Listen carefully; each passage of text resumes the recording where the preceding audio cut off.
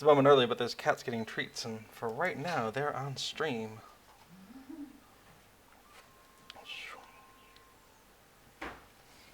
Hey, Casper. Yeah. Yeah.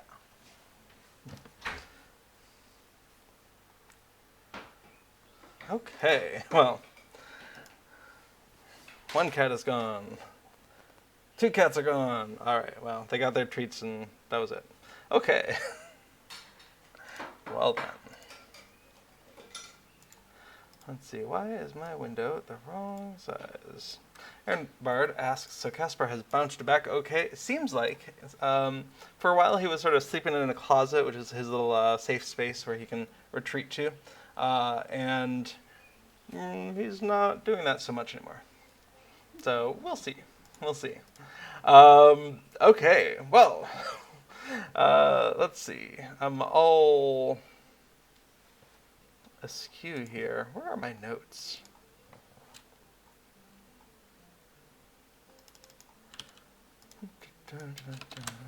All right, there we go.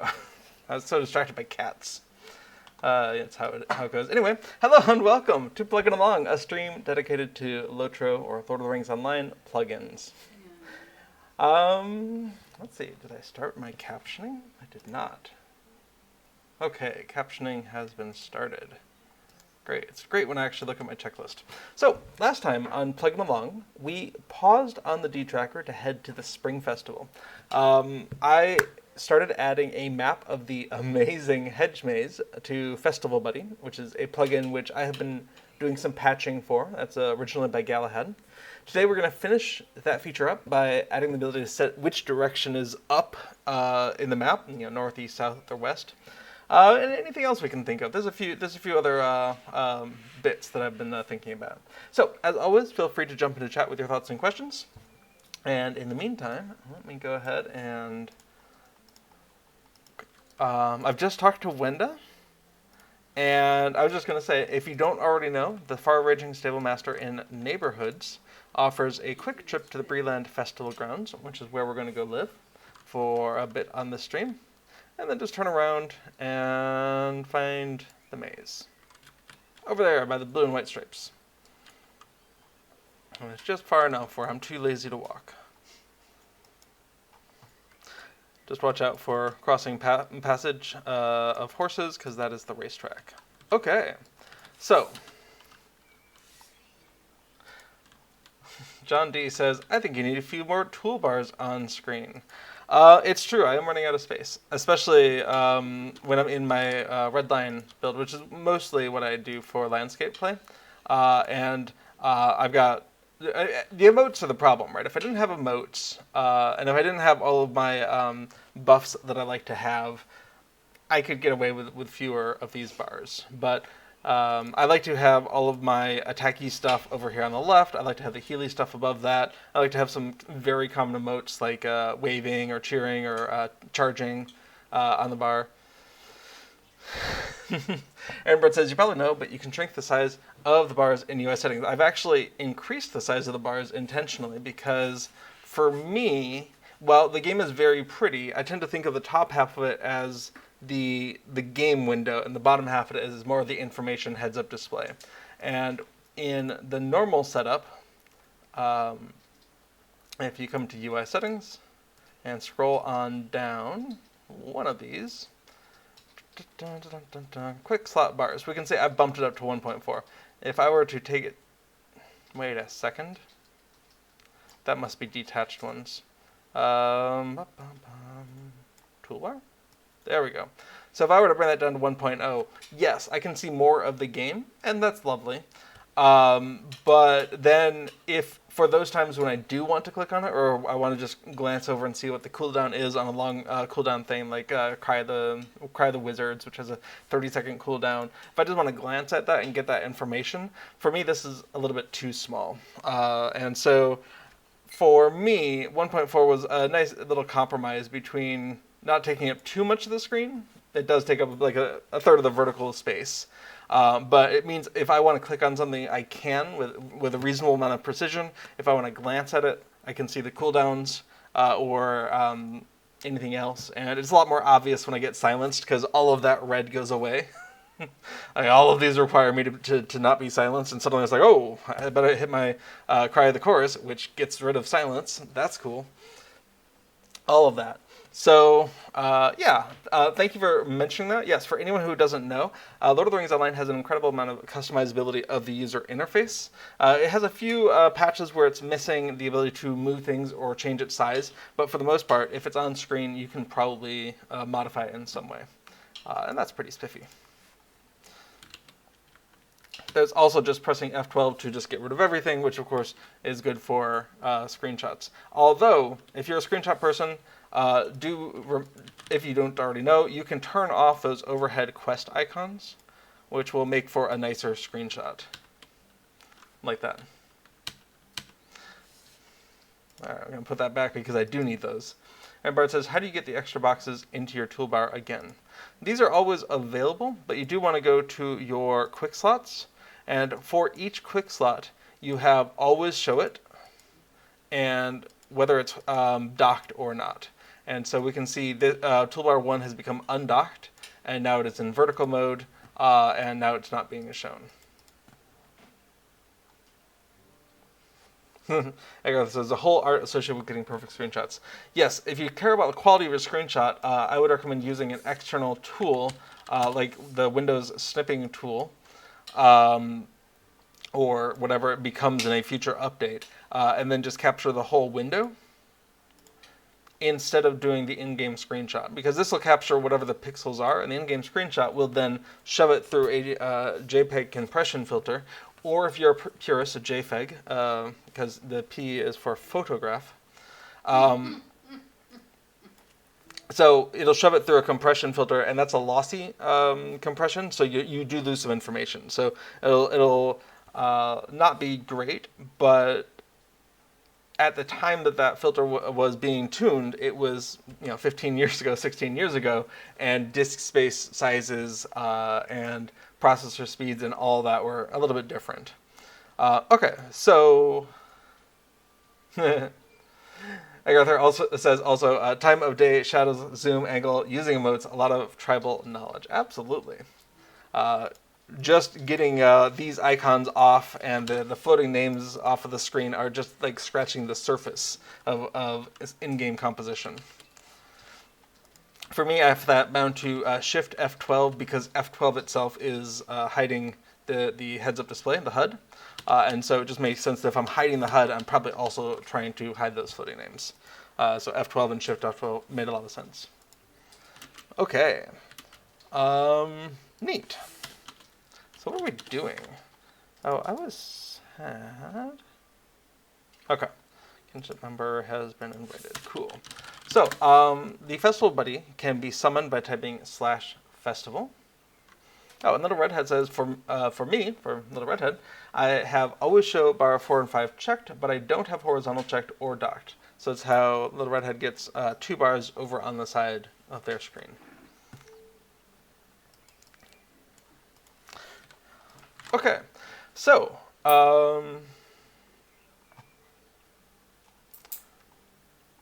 what we were working on last time was this in-game capability of summoning up the Hedge Maze map. And right on the face of it, I can see when I press map, that map is behind this window. So that's a good thing to make a note of. Pressing map should bring it, map button should bring the map window forward. Cool.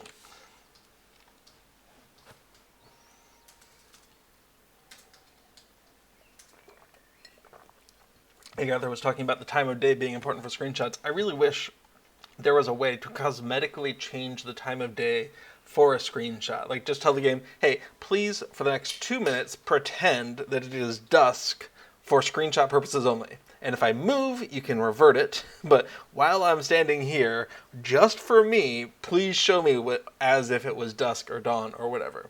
Because there's definitely been times when I'm like, I would take a screenshot of a thing for the wiki or whatever, but it's the middle of the night, it's terrible lighting, I'm not going to do it. And then I forget to come back, or whatever. So that I feel like that would be a feature that would be very, very incredibly useful for, like, yeah, a few dozen people. Maybe I'm underestimating the demand for adjustable time for screenshots. Ooh, hey, chickens. Oh, only 2 more minutes. Okay. Right. Oh, but that breaks the immersion of being a habit photographer. I'm not saying you'd have to use it. I'm just saying it'd be available if you don't mind the immersion breaking. Okay. So pressing the map button should bring the map window forward. So what we were playing with is when you accept a quest, we want to go ahead and load the correct map. And for the chicken map dash, there isn't currently a better map. Some of the online ones have suggestions of where you can find chickens in the maze, but given that they seem to be able to spawn pretty much anywhere, there are places where they tend to be found more easily. I will give you that. Like over here is where I first run. Oops, hey. All right, where are we? Because I often find a chicken over here, but that's because there's chickens everywhere, so I'll often find a chicken anywhere. Alright. So we can see we just need to run around this wall on this map. Awesome. Get it. Now I only have a minute left, so the chickens are about to escape.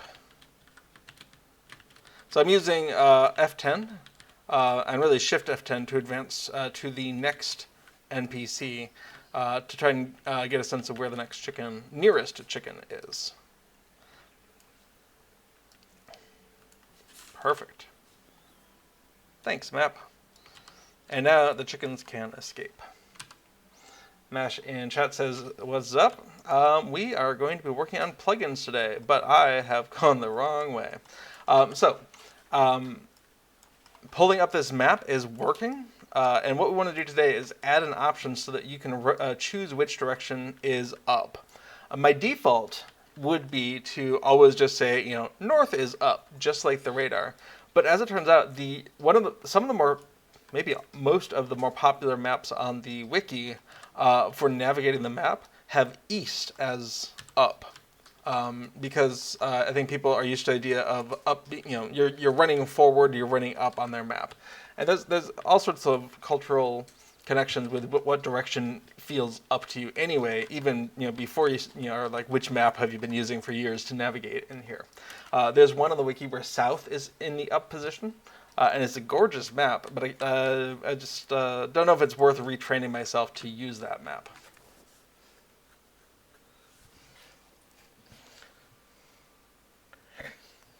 Willow says, I spent a truly ridiculous amount of time fighting with bars 4 and 5, trying to get them where I wanted, but then I discovered the Bevy O Bars plugin and have never looked back. Little Redhead says, I saved my layout so I can load it. What does Bevy O Bars do? I'm curious. Well, let's open up the correct tool. This is the LOTRO plugin compendium that is going to load on up here. There we go. And if we just go ahead and add Bevy O Bars. LOTRO plugin compendium is a nice way to automate the installation of plugins. As we can see, I just hit add and it is done. Where it says unlimited, customizable, recyclable, condition settable quick slots wherever you want them. Very nice. So, if you add or remove any plugins while the LOTRO is up, do remember to hit the green arrow to refresh the list of plugins. And we see Bevy O Bars 2. See Bevy O Bars.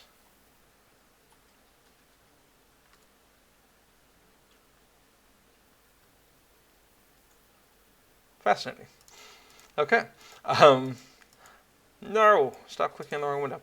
All right, which modules to load? Select which modules to load. My goodness. That could take a little while. Note that modules are not unloaded until the plugin is reset. Fair enough. This is really interesting. I've been playing around with that over both on DTracker and over on DTracker, where there's files that I don't want to load and resources that I don't want to load unless they are necessary. So I put them behind conditional statements. And I think that's really neat. All right, select which fader, stance, hider bar, pop-up bars, minstrel module. All right.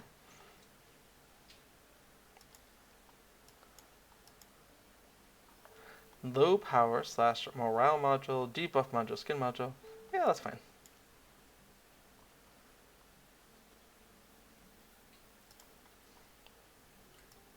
No bars? Click me. Okay.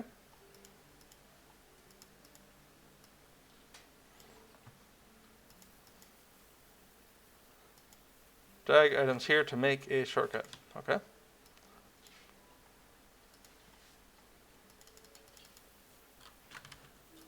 I don't think that's what it meant to do. Show all bars. Bars will not hide until /pp show again. Well, I've got to say, on the face of it, I'm not sure what is up, but I'm sure that will make more sense later. I'm going to get back into healing mode for a minute. You have a bar over my portrait. Sure, I might. Hey, I do have a bar over my portrait. Neat. Okay. So, we have a little plus button. Lock it. Show only when... Wow, that is an old Minstrel module. We don't have Serenade Tears anymore.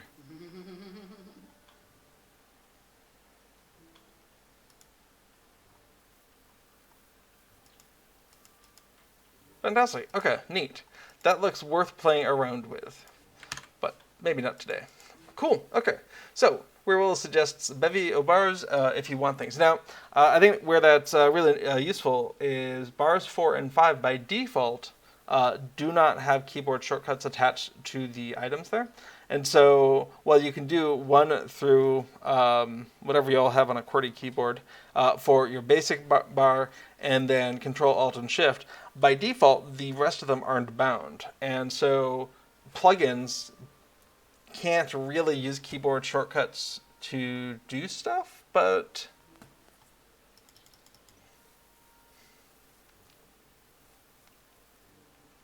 Sorry, just mentally going down a rabbit hole. Anyway, so plugins by default can't really intercept most keyboard commands, and so these 2 bars not having any keyboard shortcuts, well, a plugin mimicking that and giving you even more bars, well, you're not going to miss anything there.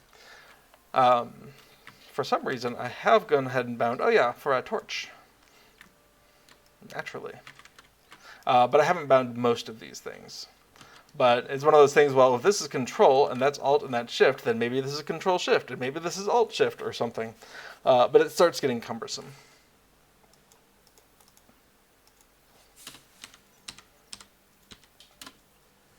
Okay.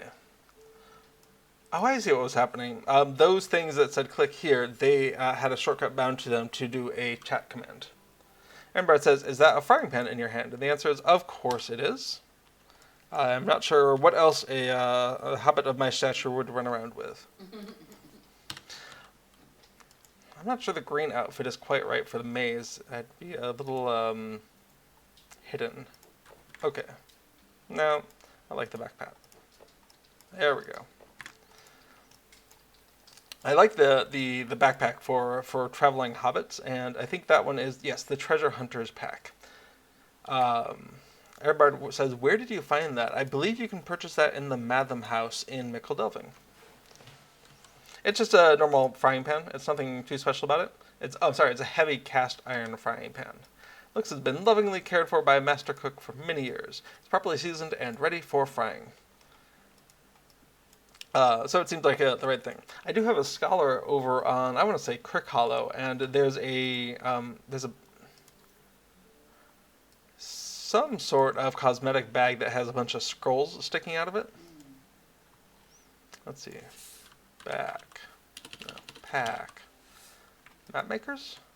Yeah, I feel like that's a really nice one for a scholar running around. Like, you can just picture, like, grabbing some papers and stuffing them in your bag. But the Treasure Hunter's pack, I do for a more general purpose. Okay. And Brett says, doubles a quick weapon then too. Yes, absolutely. Sometimes I regret that the game does not let you do dual wielding if you aren't allowed, like cosmetic dual wielding, if you can't do that as an actual character. I want to say our Bjorning gets to run around with 2 oars or 2 whatever comically large things. And I would very much like to have 2 frying pans. But the shield's fine, but it's not quite the same. Or get a shield that looks like a large plate. I would also take that. Okay. So, we embedded a map with various paths. We showed the dot. We can rotate the dot according to which direction is up. We played around with that. And we want to support alternate fixed up directions. Hamburg says, a serving platter. I would also take a serving platter. This one's just a little bit too round and too decorated for me to think of it as a serving platter. But if it was flat and also looked this cool, for me that's the best shield in the game that I've found so far. But I keep looking. Okay, yeah, so what we want to do today is add in an options window to support, options mode of some sort, to support which direction is up. Now there's two ways to do options, at least two. You can embed something in the Festival Buddy options menu here. You just tell the game, hey, when someone asks for the options, this is what I want you to show. But the alternate is to, in the Festival Buddy, that's funny. Dun, dun, typing /festival should bring the main window forward.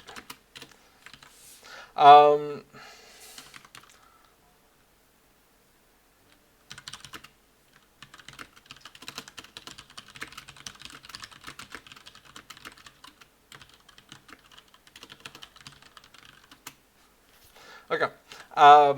So putting options into the plugin manager itself, or alternatively, maybe just having a little area at the bottom here that says which direction is up, and maybe other map-specific options. And I guess that's probably my default would be not to do that because this window is already kind of large enough. In fact, I'm tempted to move the map up some and start overlapping some of this filigree a little bit. But those kind of tweaks can wait. So I don't want to add more options to this window and make it always bigger when most of the time you're not going to want them. So I want to put them somewhere else. And the options page is a good enough place to do that. Now, do we have an options win? We have an options window. What does it do?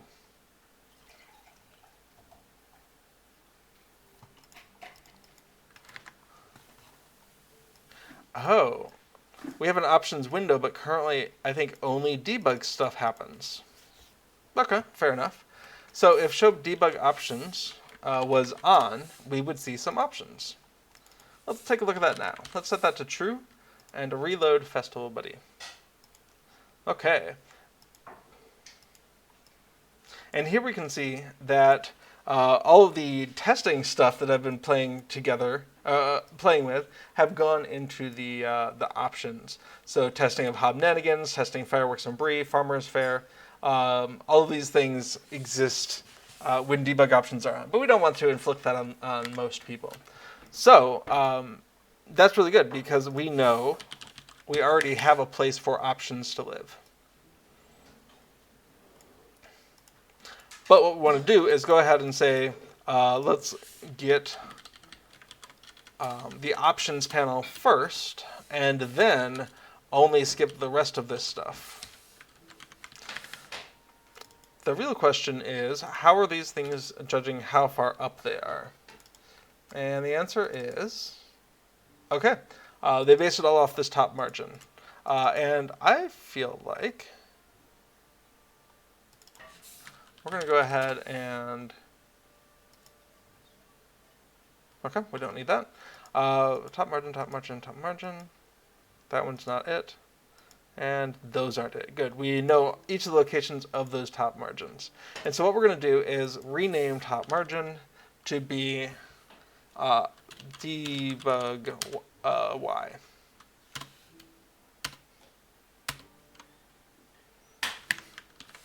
And that'll let us say debug y, let's start it at 50, for instance.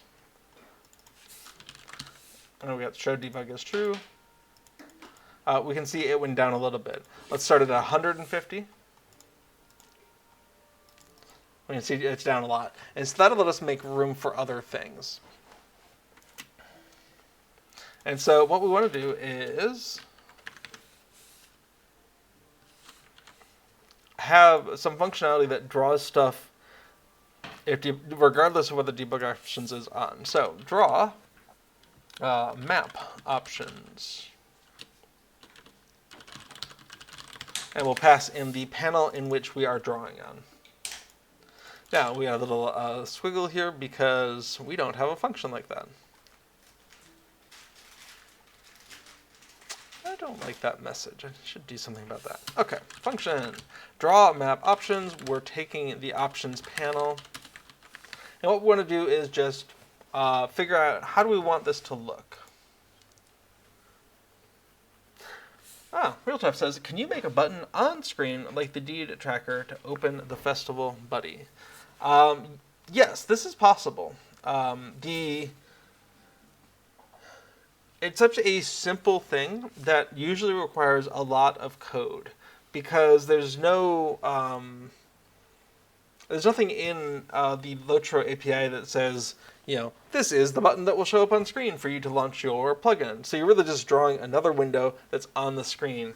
And every time you put a window on the screen, you have to remember all those edge cases of what if someone presses F12? What if someone presses escape?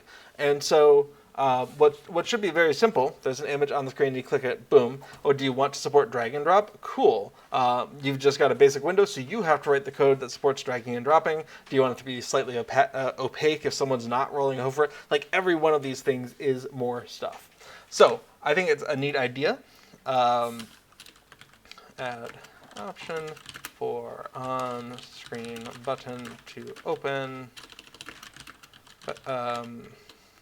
Festival buddy. I think it's a neat idea. I'm going to add it to the list because I do think it would be worthwhile. But a thing that you can do is you can bind /festival to a key. So for instance,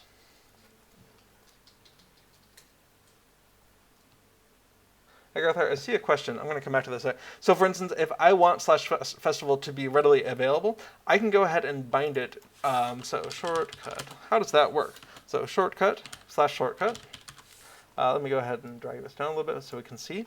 /shortcut space the location. So I know this is location 1.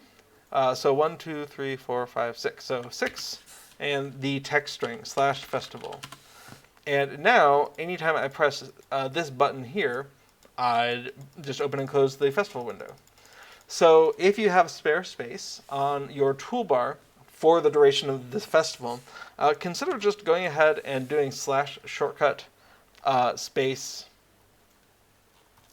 what was it? Whatever the number is, space /festival. Sample of command. I'll just put that into chat as well. Agartha, another question. Do you want it to be freely movable or only through reposition UI? Yeah. So I tend to default to buttons on the screen having either you click and drag it or maybe shift click and drag it. But absolutely there's... so I'm treating it there more like an in-game window where you can always click and drag. But there's something to be said about maybe things shouldn't move. Like your character screen on the radar shouldn't move unless you enter reposition UI mode. So all of these are questions. And so putting a button on the screen is the easiest part of the feature of a button on the screen that launches. Like the rest of it snowballs. And it's formulaic. Like I normally just pull open one that works on a different plugin and just start copying it. But it's surprisingly a lot more code than you would think.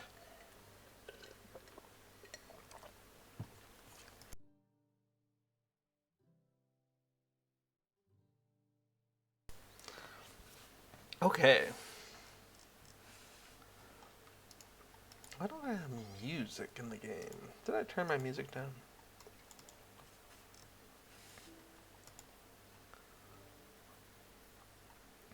Not that much. Okay.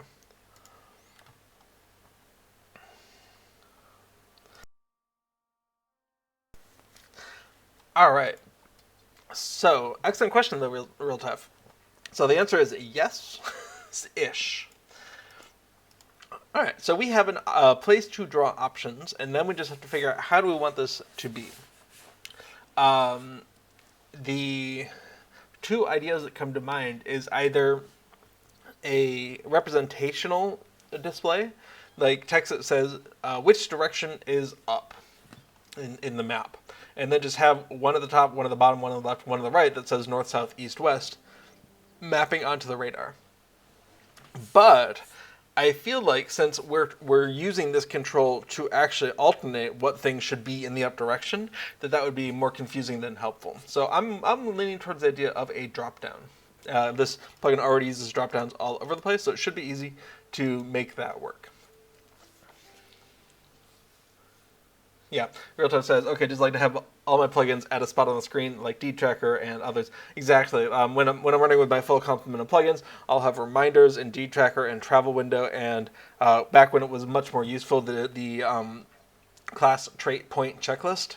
Those were like all 4 in a row on the lower left corner of the screen, right down here below my face. Because absolutely, it's actually, I deleted it, but I am going to keep opening and closing that window, so I'm going to go ahead and leave that behind. Yeah, so I totally get what you're saying, and I do miss it when I'm using the Festival Buddy. I think that would be a good addition. Maybe not a today edition, but a good addition. Okay. Why did things minimize? So in the options window, I think we're just going to do a drop down, so it's not going to take much space. First, we want a label for the area, and we can see the quest testing and the hobnanigans, those areas have a label as well. Let's go ahead and just borrow that and bring it on up. So we have a local y equals, and we're going to go ahead and say local top margin equals 10. We're actually going to restore that because having that top margin is nice. And we're going to go ahead and say that should have been options. Great. And quest testing label, we're going to replace that with map orientation label. Hey, I've got a cat next to me. Hey, Casper.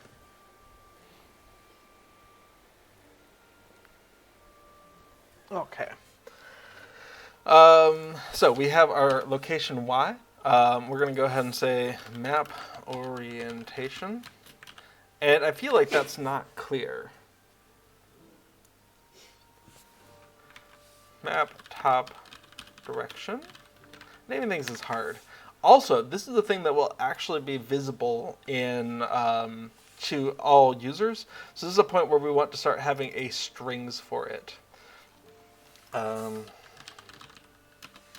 Okay, so Lang currently has errors. We have festivals, other, dances, debuffs, quests, buttons, tokens, but we don't have is options. So we're going to come on in here and maybe copy the indentation that others are using. And what is it going to look like? I think we're just going to call it option name. Why are the tokens in strings, I ask you? Great question. So we're going to say map orientation. And then we're going to assign that to a table. And we've got English equals. And we would want French, German, and Russian as well, presumably. But I also don't have one for that either.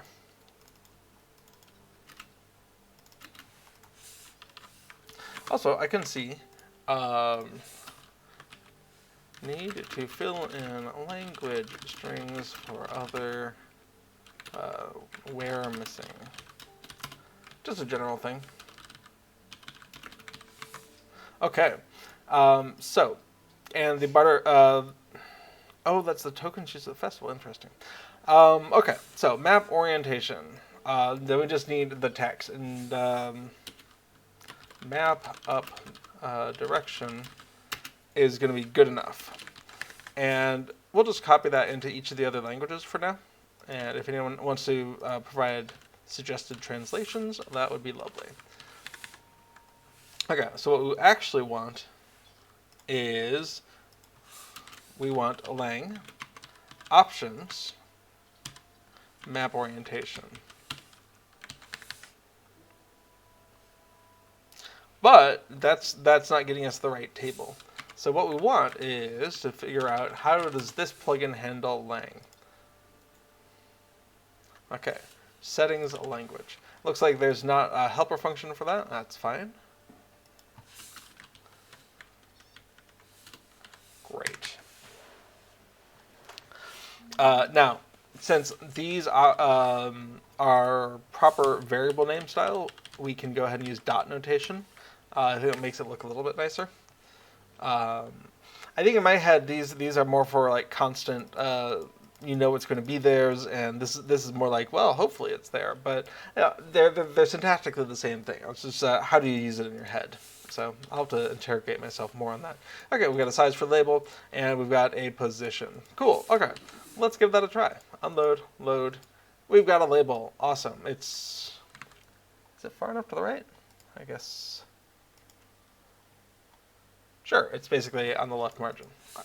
All right. So the colon isn't in there.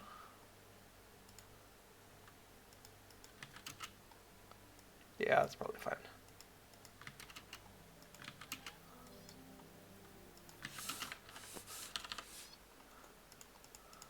Okay.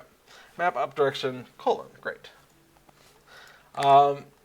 And at that point, we just need a dropdown with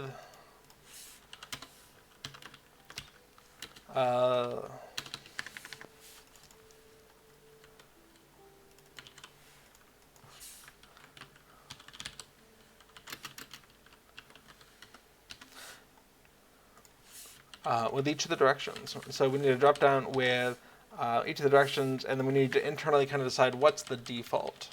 And I think I would say the default is whatever the radar is, which is north is up.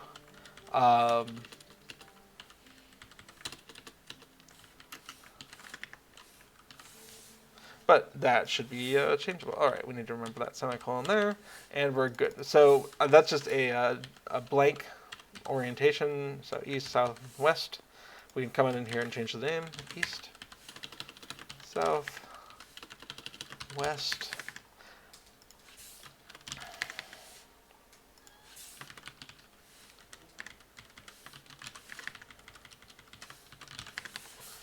I guess random would be kind of funny. You could set it to random, and each time the map has opened, it would just choose one of these.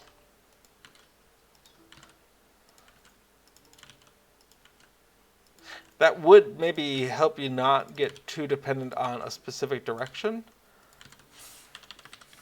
I am kind of... Alright, we'll see if that actually happens.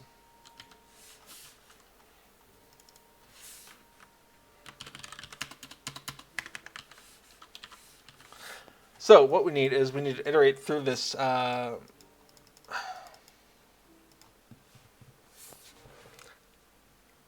if we made it a table, we could iterate through and add them, but we wouldn't maintain order very well. So instead, we're just going to hard code it. It's fine. There's not that many of them.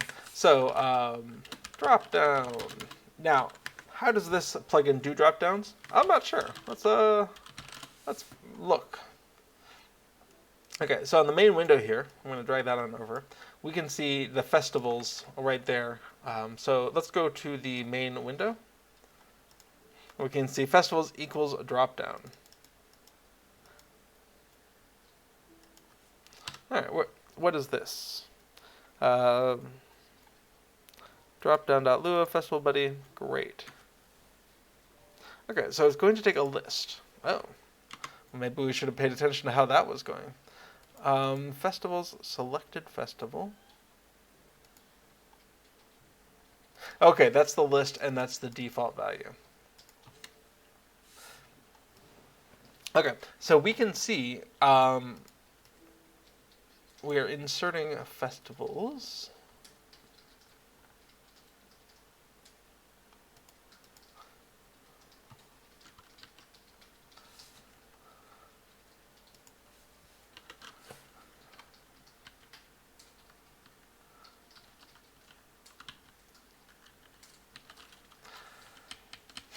It feels like we're going through a lot of effort here. If we just stored the thing in the how we wanted it, we could just pass that. Okay, let's think about this. What we are creating is a table that is like 1 equals spring, 2 equals summer, 3 equals harvest math. Well, we could just make that.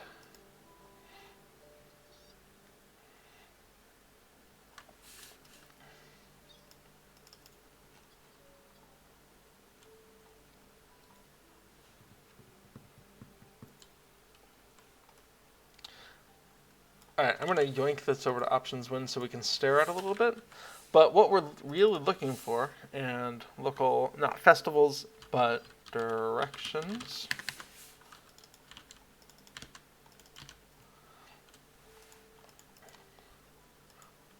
So what we really want is options map orientation directions equals, and then in here, what we want to do is have the language first,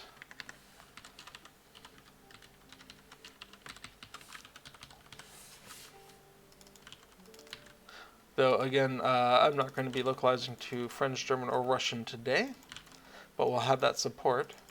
And in here, this is the thing we want to pass. So we want it to be, 1 equals whatever.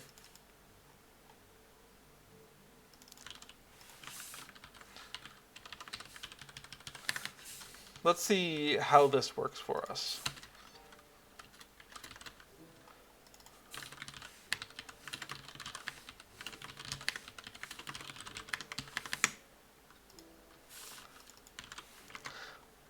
Okay, so instead of setting up this new table, what if we just passed lang.options.map orientation directions and used the settings language here. And again, I'm going to go ahead and change the dot notation, both because of the horizontal space savings, and I kind of like it better for that. Okay, and then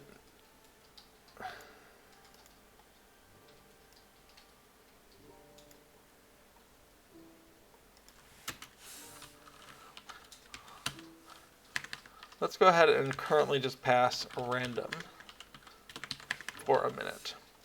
Let's go ahead and make that a local, and we're going to change GD Festivals to drop down map orientation. Great. Again, we want to set that parent to the correct thing as well.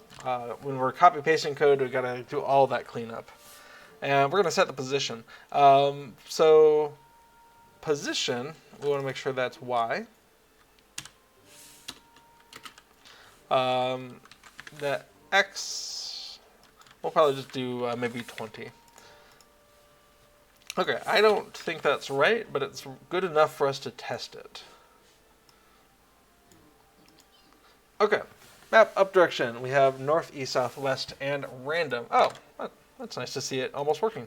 Now, what we do need is we need to save off that index of which map direction we have. And for that, we go over to probably globals. Yeah, we have default settings. And the maze map win, we want to add something in, which is orientation. Orientation equals. And by default, we'll set it to 1, which is north, which matches the radar. 1 here, though, is really suspicious. I'm not a big fan of 1. And so what I'd like to do is instead come on back to strings and fix it up.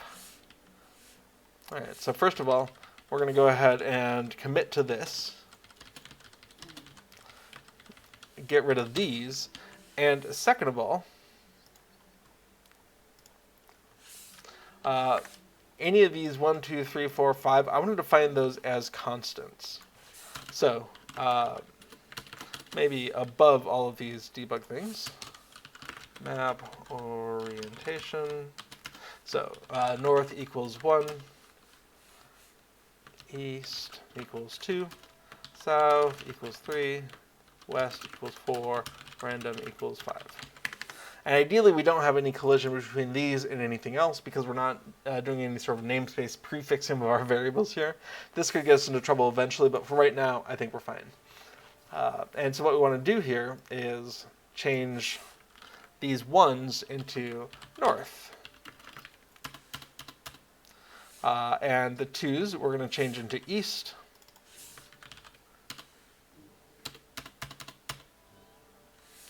And we're just going to keep on going here. 3 is south. And we should see it kind of making a lot of sense as far as reading the variable. West equals west. Random equals random.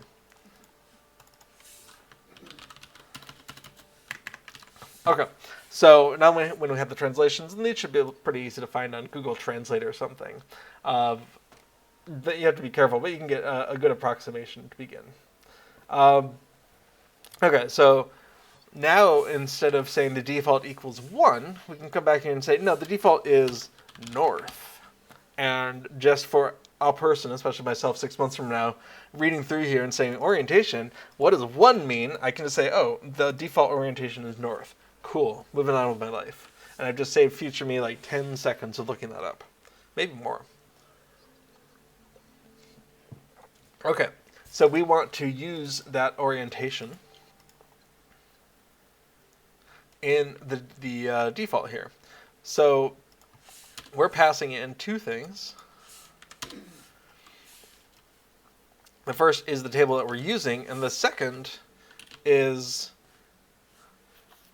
our options value.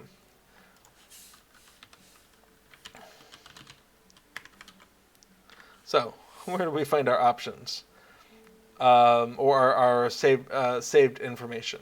Well, if we go to the map the maze map window, we are initializing it based off of things like, settings. There we go. That's what we're looking for.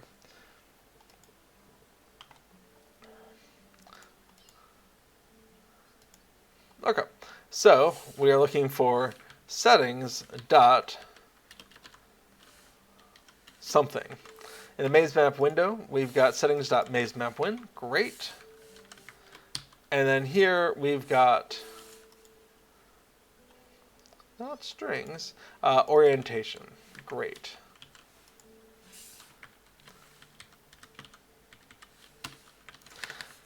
Okay, so now in the table that we're passing here, and you know what? This seems like a great time to not type the same thing twice. Local language specific directions equals this. And so we're passing in language specific directions and our current setting orientation. Cool. Well, if that all works, and I'd be surprised if it does the first time, but let's load it on up. So what we're looking for in the options, we can see the map up direction is north. Let's change it to south. Unload, reload, back to options. Did not work. But that's to be expected because we aren't responding to this thing changing yet.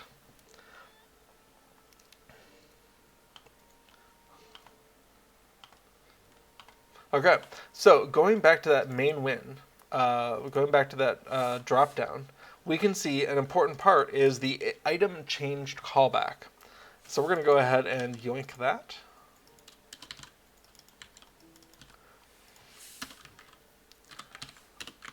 And we can see we are just assigning it an anonymous function that takes sender and args.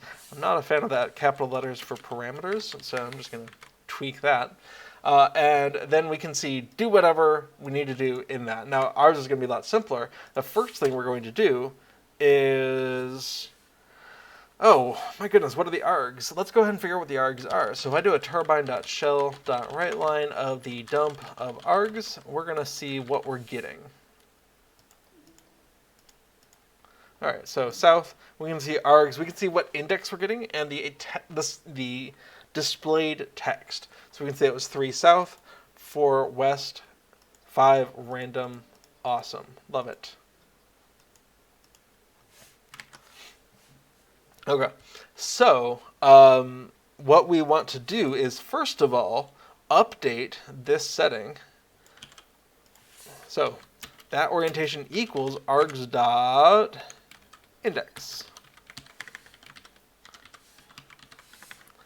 And if we unload and reload this thing, and come on in and change to south, unload and reload, we see we're still on south. This is awesome. So we've hooked up this drop-down so that when it changes, we immediately update the saved setting. Okay, we're on west. Let's take it back to north, unload, reload, great. And we could see that in the plugin file, save file as well. So if we came on into Documents, Lord of the Rings Online, this is going to be in plugin data, the account, the server, and the character. And then come on down to Festival Buddy settings. And we can see map, maze map win, we can see orientation is 1. But if we go ahead and change that up to, say, south, and unload, we can see orientation is now 3. So we're getting that expected change in the file in the place that we are expecting it. Awesome.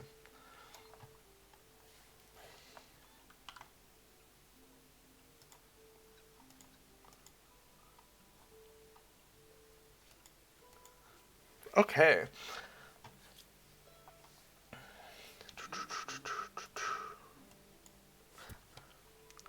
So what else are we going to do? We need a function that says redraw the window based on the orientation.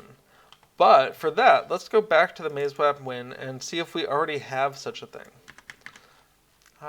So we had update quest, we had maze map set rotation. And so maybe we could just use that.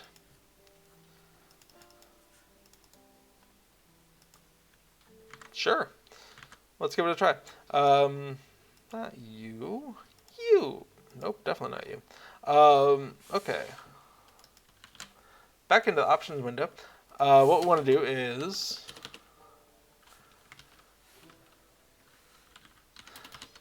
local new rotation. So we know that north is 0 if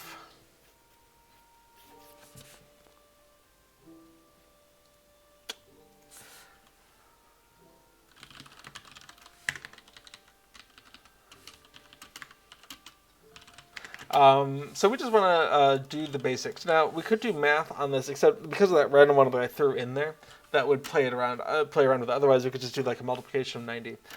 So we have to remember that if we're rotating the map, we are, I think, going counterclockwise. So we want minus 90 for east, I think. But we're gonna be checking that. So we'll do an else if. Thank you for that.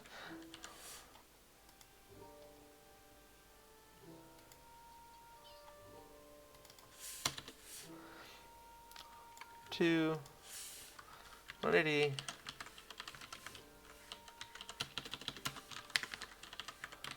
3, 4, and then 5 will be a special one. So the first thing to do is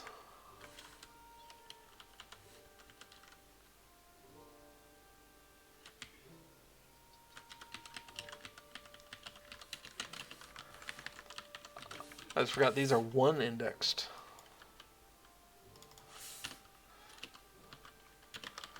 Okay, so we want to go ahead and call maze map set rotation with the new rotation.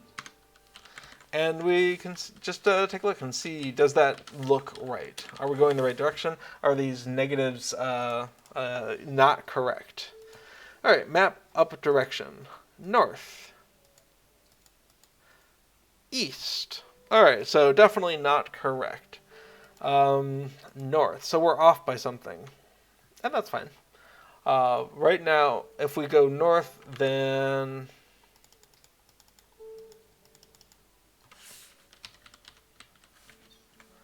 yeah, let's go ahead and dump out those args again, just so we can confirm what we are talking about. So east, that's index 2, north is index 1. So first of all,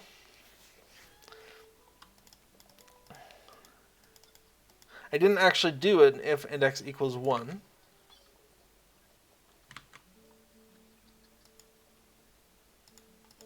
And maybe I should have.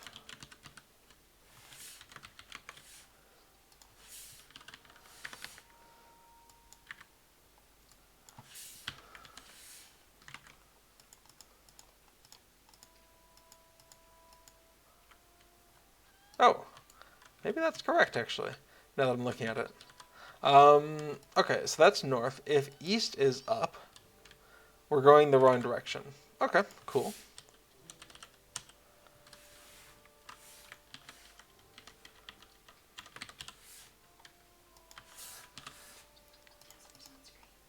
Casper is on screen. Hey.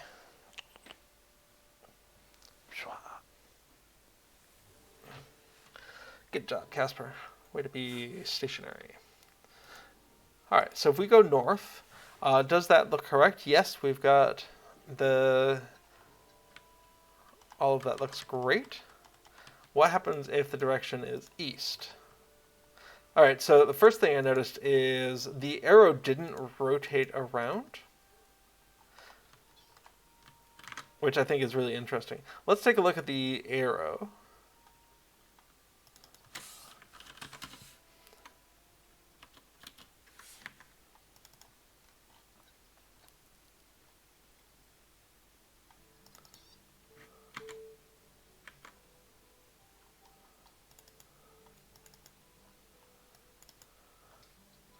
Move map point. Unrotated.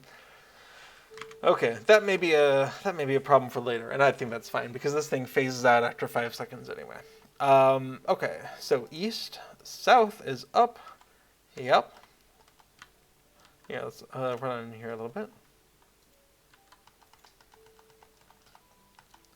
Great. And what if west is up? Sure, that works. And random. Awesome.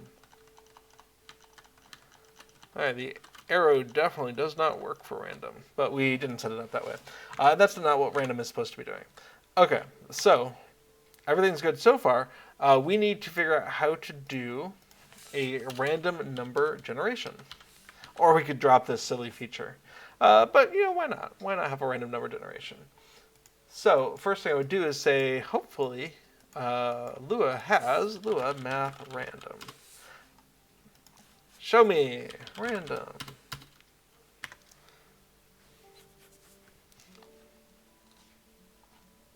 Let's put the random seed.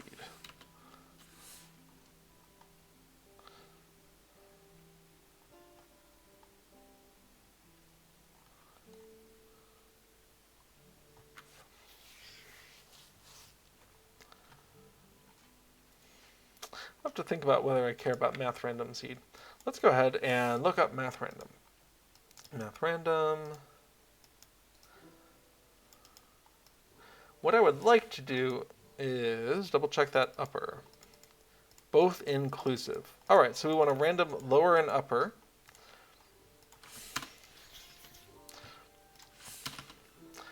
If args.index equals 5, then args.index equals math.random.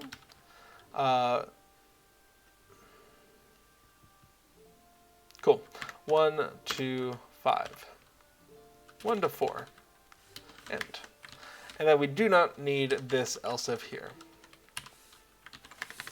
Awesome. Or is it? What I would like to do, I would like the random setting to flop it around every time the map is like opened. I would like that randomness to come into play.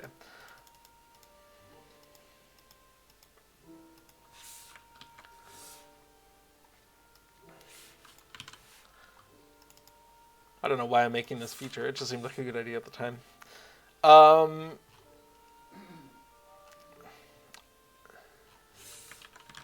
when we update the quest,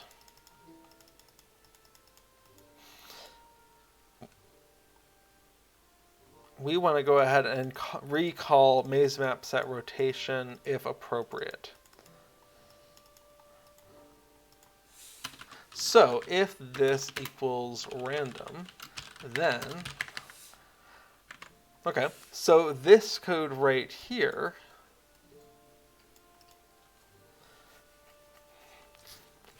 we should probably hoist that on up.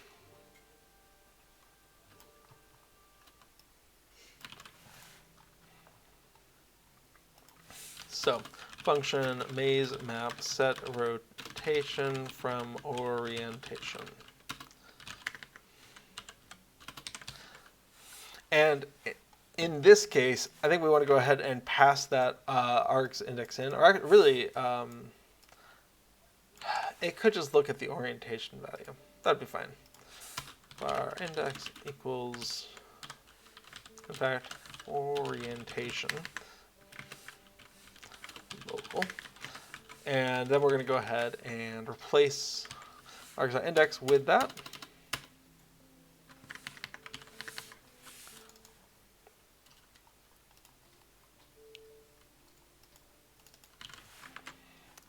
Great. At this point, we can go ahead and just call that function from here and undo all of that. But that gives us the bonus of now we can call that function from the setting the quest function. Update quest, great. We get the quest details. And let's just go ahead and set the rotation from orientation.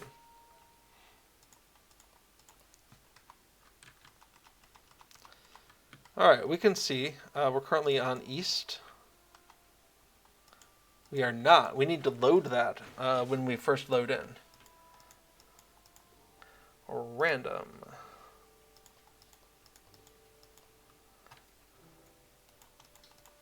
Okay, disorientation. Bam!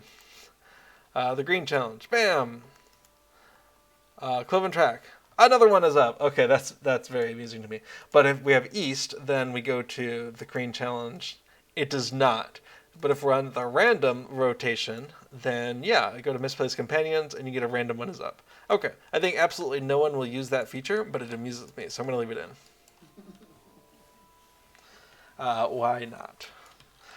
Okay, so what we want to do is make sure that we're reading in this orientation when we first make the map.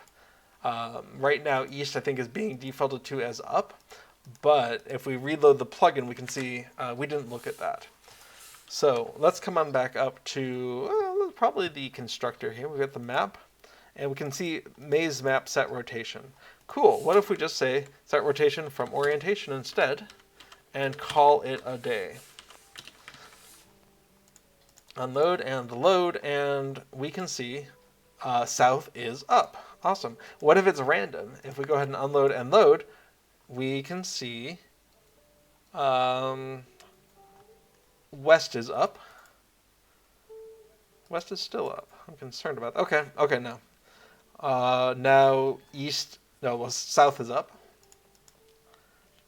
Now north is up. Okay, great. It's working great. I am a little tempted with all of this orientationing to put some sort of marking on here, just call out north, south, east, west. But if I put it on the map, then the letters themselves will be upside down occasionally, depending on which way you go. So I haven't decided that. Same thing with this center thing or any symbols on the map. If we have the disorientation, I think, no. Which one is the... Laugh at the Lost. These symbols here are drawn as if north was up, but as soon as you go east, they all rotate around as well. They're not drawn separate from the map, and I don't know that that's a problem, but it is a current thing. Okay, awesome. So we have added support for alternate fixed up directions. Bam. Done. Actually, let's go ahead and come into our source control here and just save off the to-do. To-do file changes. Great. All right, so done. Sport showing dot for first few seconds. Done. Maybe change the color to light gray. Shows no longer valid. What we did instead, and I may have done this off of stream. I went ahead and found the resource ID for the arrow, and I want to say it was called map point. Red arrow from map and radar is what I called it, and it was note avatar. All right, that's fair. At some point, they were calling your character your avatar. Cool. It's a fun little insight. What was the map point unknown?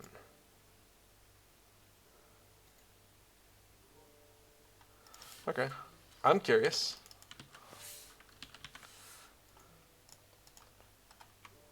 Oh, I was thinking maybe I'll change it to be like a circle to show that it's no longer valid anymore, and that's just not good. Did it rotate? Yeah. So instead I just wanted to phase out the cursor.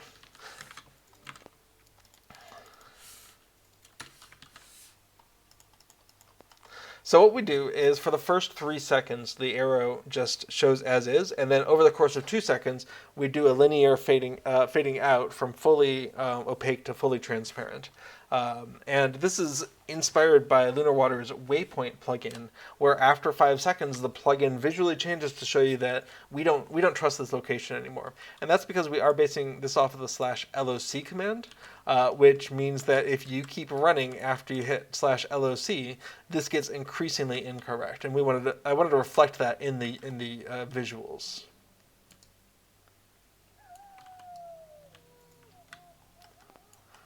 So this will only stay on the screen for 5 seconds, and only fully visible for the first 3 of those. And that seemed like a good compromise between changing the icon to something else or just showing it this is getting more and more wrong. All right. So we didn't change the color to gray. Instead, we just went ahead and phased it out. Can we get the image ID for the red arrow on the map? Done. Allow for clicking on signs to show they're done. Oh, I think that is going to be a much bigger project. So that's future ideas. All right, add B's big business map. Maybe. Falafel says, the wife and me have always done it blindly. Even though we do it each year, we still get lost a lot. I totally get it. My go-to for this event has been, if you go over to the LOTRO wiki, Hedge Maze. There are some very handy maps that have been uploaded by players over the years. So for instance, this one is the one that I have been using and have inspired the maps that I've remade in the plugin. I was heavily influenced by this. I'm sure you'll see that. If you come on over here for Misplaced Companions, it is not an accident that this looks very similar to this. Because I've been using this one for years. But there's other maps in here. The most beautiful one that I think is this one with south as its up direction. And so I can't wrap my head around it, but it is neat. One of the things I really like about it is that they are trying to show where some of the common spawn points for the tweens are. I don't think it gets all of them, and so that's why I didn't include some of those details from this map either. Is like, you've got a tween spawn point here, cool, but it feels like possibly temporally based. Sometimes there are no tweens spawning here, and instead they're spawning up here or down here or over there, and sometimes you just get like 4 in a row here. And so yes, it's good to know that they're potentially there, but I didn't have a good way to really like vet that information. And so this south up map, which we can see maps over here, is gorgeous. I love it, and I can't use it because south is up, and for me that does not work. But I think whoever made it did a beautiful job. And you can see the little dots that they've marked here for the signage. And so if we go ahead and activate A Laugh at the Lost, we can say it's the same thing, right? Like you have the dot here, dot up there, and then dot, dot, dot, dot, all the way through. So they've done a really nice job of representing some of the important things of here.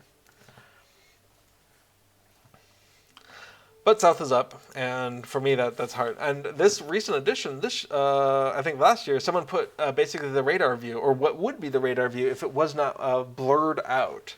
And I think it's really pretty, except those trees are over important parts of the map. And so if we come back in and have east be up, like this tree over this intersection, like I feel like it's important to know that there's not a hedge under there. Or that there is a hedge under this one. And so I like that this is here, but I don't find it very functional. Or it would maybe more if you had mapping on top of it. So I went with a more abstract map. So yes, I totally get doing it blindly. I've been doing it looking at another screen with this map and being like, okay, I'm going to rotate myself over, and now I'm used enough to the main path that I don't need a map for it. But if I just wake up blindly, and this was the main inspiration for it, for Fluffle, is if I just walk on out of here,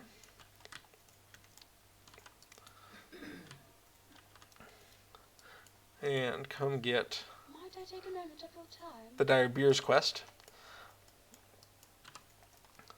The main thing that I was inspired to do is when you wake up after Dire Beer, it was frustrating me to figure out which side of which wall I was on. And so I'll show you what I mean in a moment, because you so often wake up, facing a hedge, a wall, right, or a corner. So you're just looking at the intersection of two walls. But with this plugin addition, if you want it, it's not. It shouldn't be mandatory. In fact, I should make a note of that here in a second. But I wake up and I know I'm up here in the upper right corner. It's done. I don't have to worry about anything. And so now, when I find a Dire Beer just over there, okay, that's reachable. I think it's actually in that little zigzaggy section. Yeah, so I know it's just over there, and so I can just go ahead and run around the corner here. And it was the dire Beers that really made it. For each of the other quests, I had no problem navigating around, because at each moment I knew where I was, and therefore where I am right now. And the Dire Beer quest breaks that continuity, because suddenly you're just in a random part of the maze. You did not get yourself there. Good luck. Okay, so we're going to pass out.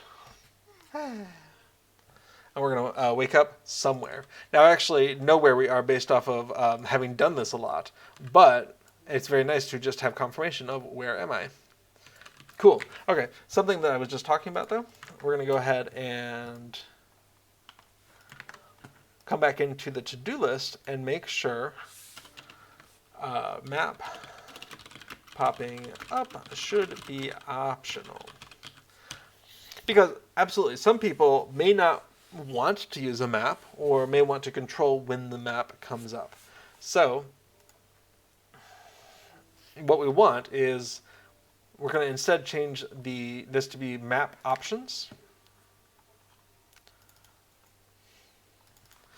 So, we need map options equals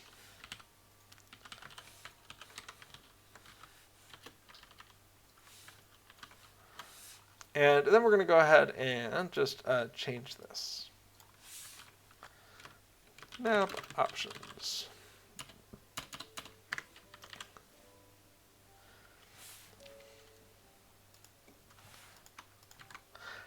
So in the options window, we're going to do a couple of things. We're going to go ahead and do map options instead of map orientation. And we also want another label to show what this dropdown is about. So map options label for up here. And then map orientation label, we're going to go ahead and use the Y, and we're actually going to use set position. Set position. And what were we doing? 10. 10's a nice indent.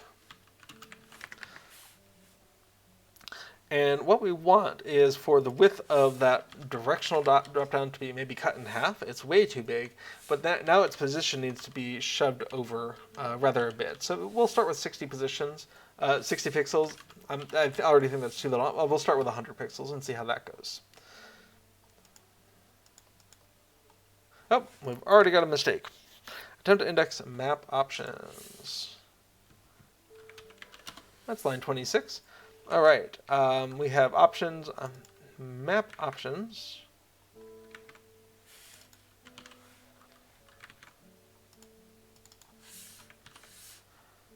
Oh, down here we want map orientation. And Brad says, bath time for Casper. You are doing some cleaning. Good job. Way to keep yourself clean. All right.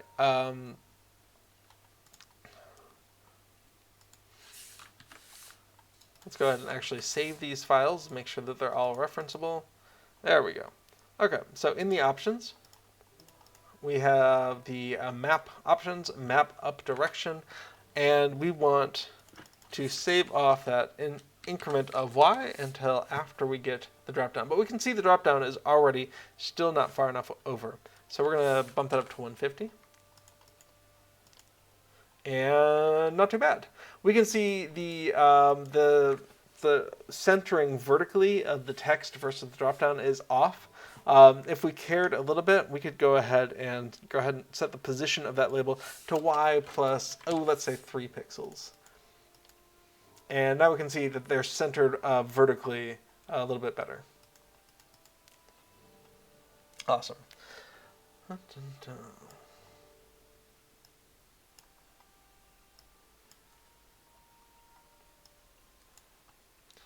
Cool. Neat. We also have more room than we need to for this section. So if we go ahead and say the debug section starts at 50, I think that's going to be wrong. But 75 sounds about right. Oh, Festival Buddy, I need you to move somewhere else. Okay. Yes. And the other question is, do we have enough vertical space? And the answer is, I'm not sure. So let's go ahead and set the size to 650. Let's set the options background color, set back color to something. Turbine.ui.color. Oh, what's nice? Forest green.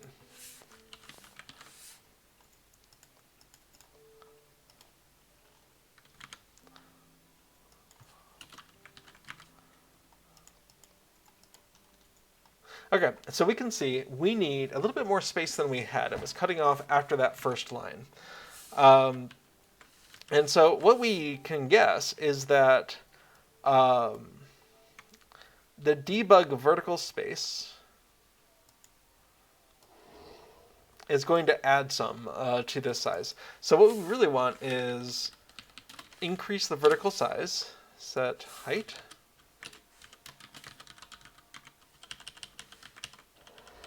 to more like, let's call it 675. But to begin with, let's just call it, I don't know, 100. So we can see 675 is fine. And then if we're not showing all the debug options, show debug options equals false. Then we can see we've got plenty for a section here.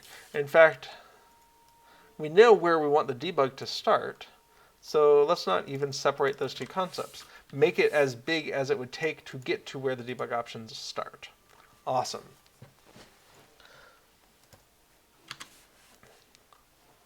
Now, this is kind of a manual thing. As we add more debug options in the vertical direction, we'll probably need to adjust that. But since that's only an internal testing thing, it doesn't have to be good. So all of this only shows up sometimes. I know. What's going on? Now it's almost nap time for Casper, but he's still very attentive. What's going on? All right.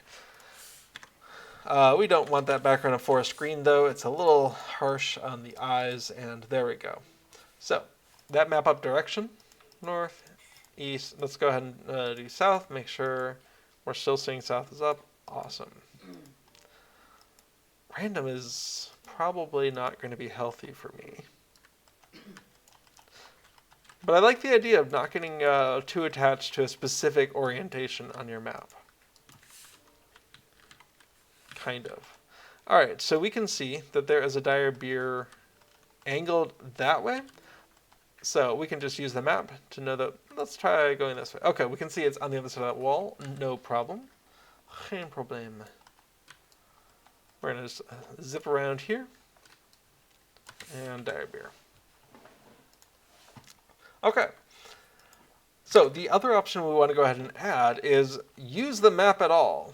And so we want to go ahead and pass out. Use the map, question mark. So this is one of those cases where we've just woken up, we're facing a wall, and the radar is only so useful. And so this is one of those cases where, knowing I'm staring into this corner, suddenly I know exactly where I'm going.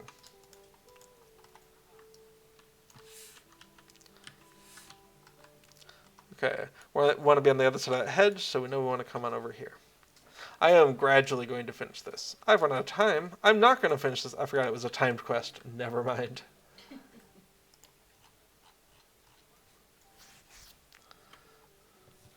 Okay.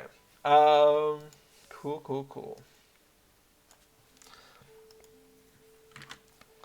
So let's go back to our strings and add a new string. We have map options. Map use map equals. We're just going to go ahead and copy that in. Use map.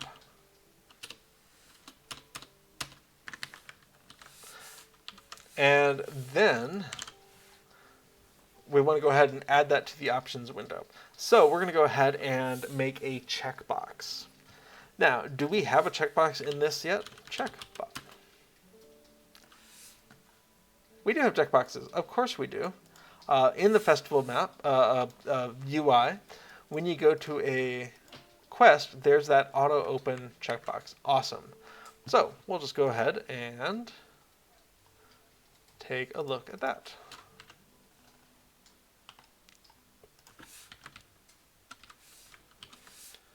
We're going to go ahead and borrow that code, bring it on over, and go ahead and make a local map use map checkbox.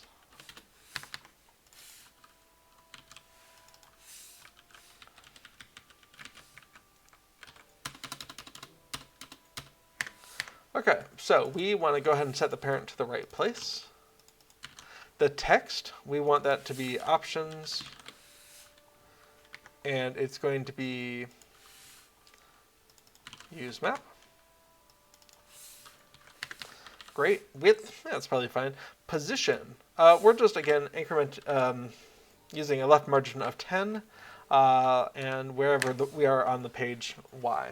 Set visible, we do want it to be visible. And the checked changed. Great. So, again, we got to go back to our globals because we want to have this be a default option. Now, do we by default want to use it? Use map equals, let's say, true. Let's say if you're using a plugin to help you with festivals, you probably want to have this map.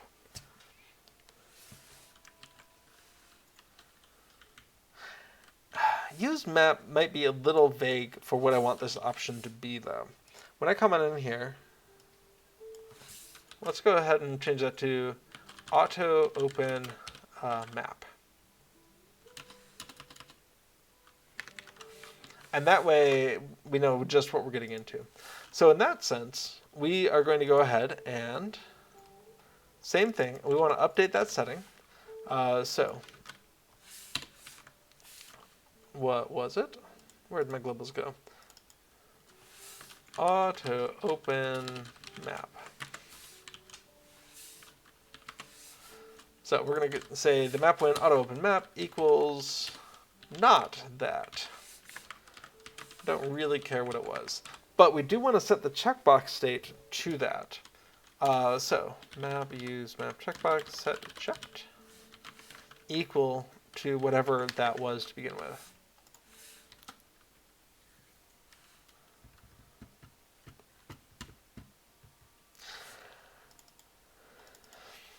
Now that's an interesting thing.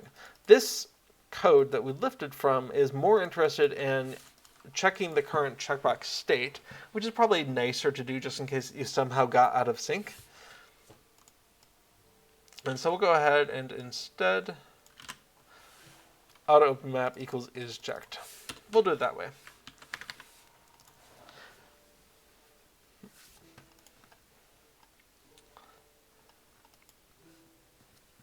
Then the only thing we need to do is to check for this in the maze map window. When a quest changes in the maze map update quest function, what we want to do is only set visible if auto open map, then set visible. Cool. So if we come into options, we can see auto open map is in the wrong place and is not wide enough, and all sorts of things are wrong with it. But it is checked, and that's good. Let's come in and tweak that a little bit. So we're going to set the width to 200 to start. And we can see we would like it to be somewhere else.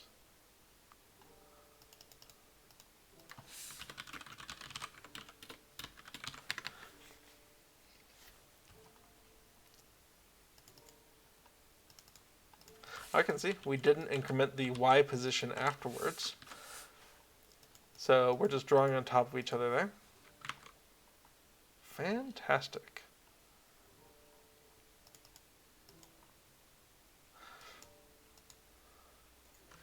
The checkbox is probably taking more space. Let's give it some more space. Awesome. And we want our debug Y to start at maybe 125 now.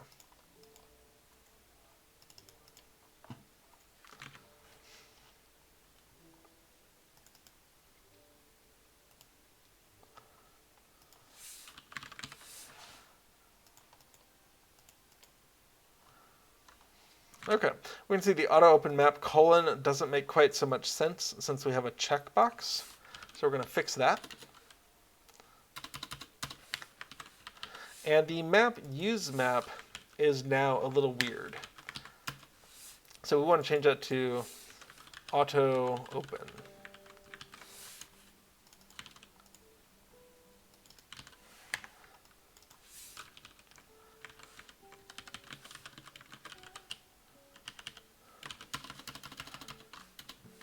And you don't have to keep your variables in sync with the terms that you're using, but this early into it, I think it's helpful to just go back and say, no, that was the wrong name to start with. It's super easy to fix it now. Let's go ahead and do it while it's fresh in my head. Otherwise, in 6 months' time, I'll be like, why is it auto open in the UI, but use over here? Automatically open the map when accepting a related quest. That's what we're actually doing. Or are we? So, a fool's errand. Cool. Let's go ahead and uncheck that option. And I'll laugh at the lost. It doesn't open. Alright, disorientation. Cool. We get the map again. So now this is not going to be forced on anyone, although it will be there at the beginning by default. I'm still thinking that checkbox is really weirdly positioned. So we're going to do Y minus 20 here. Maybe. Okay, we'll call that good enough.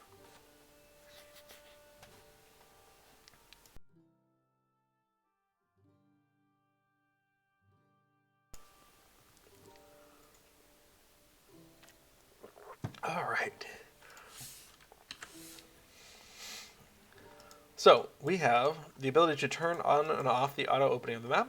We can change the map's direction, and that makes it a much more user-friendly experience. So let's pop back into our to-do list and see what else might be on the list before we can ship this thing out. So it looks like, first of all the stuff that was specifically Spring Festival Hedge Maze map is in, but let's take a look. Allow for clicking on signs to show they're done. I think this is a really interesting idea, and it's inspired by RT plugin or Foul Map, where you can interact with map elements to say, I've done it, or this is where a roving thread is, or whatever. Let's take a look at A Laugh at the Lost. A thing that prevents me, and probably others, from combining this with the Dire Beer quest is I have a very specific route that I put on the map here, where I tick off each of these signs. And so I'm worried about getting a Dire Beer because I don't want to forget which ones I have done. But if I could just click on it and it changes color or in some way saves that idea until I've turned in the quest, then I could just go through randomly while I'm doing tweens, while I'm doing Dire Beers, whatever, and just go for the nearest one that is not yet clicked. And so that's an idea I like, but I think implementing that's going to be too time consuming, and I would like to get this out so that people can play around with it for a couple of days. I feel like we're almost at the end of the festival here.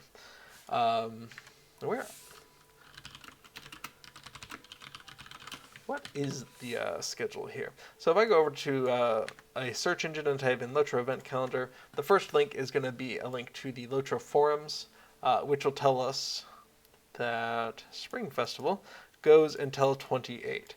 Cool. So if I get this out today or tomorrow, then people will have a week to play around with it. Awesome. So adding any feature that takes more than about an hour is probably a no-go for now. So allow for clicking on signs to show that signs/elves to show they're done.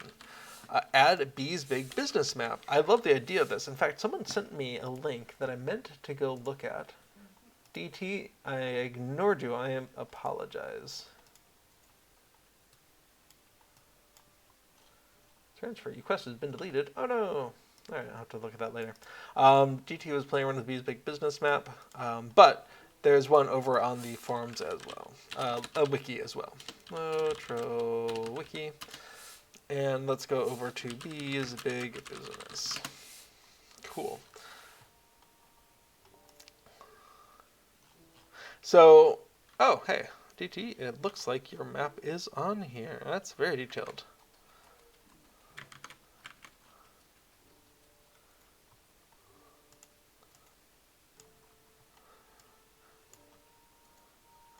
Cool. Oh, I like the listing of the optional encounters. Rock. And apparently showing the location of every single flower, which, kudos, I did not bother to do that.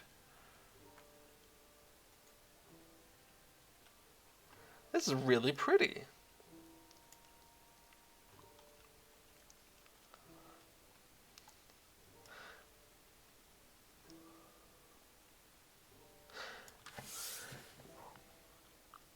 Well, Carlo, if you're watching, I feel like 2 of these 3 encounters are the same thing at the bottom. Shouldn't one of them be a Knickerbreaker? Maybe the Knickerbreaker's up top with rock. Remember it says they are not. Okay, so those are 2 different ones? What are the, alright, skirmish, loss on arc, hateful hornet, mischievous midge cloud,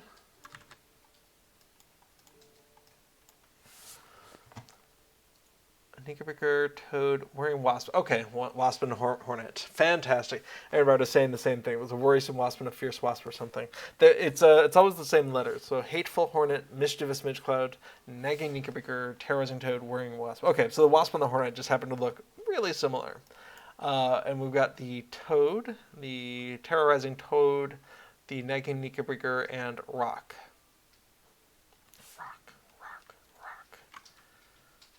Alright, Garlo, or whoever, lovely job. Who would uploaded this? Garlo, yeah. Okay, so I feel like that's a lot less abstract than the one that I had a little while ago, but probably a lot better for inserting into into a plugin. I think I'm going to hold off. I feel like as long as there is such a map available, I'm not going to try to incorporate it into the plugin right now. I think it's a great idea to incorporate it, but I don't think it's worth delaying this. So yes, I think it's a good idea, but not today. Oops. Okay.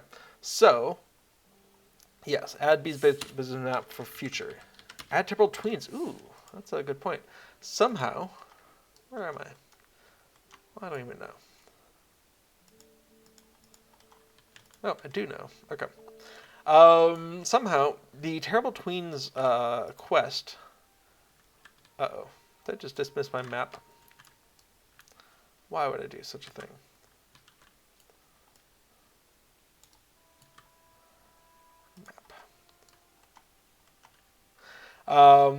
Wasn't in the list of quests that I was thinking about, so it doesn't show up in this list, and when you accept Terrible Tweens, it doesn't pop the map open, and I would like it to.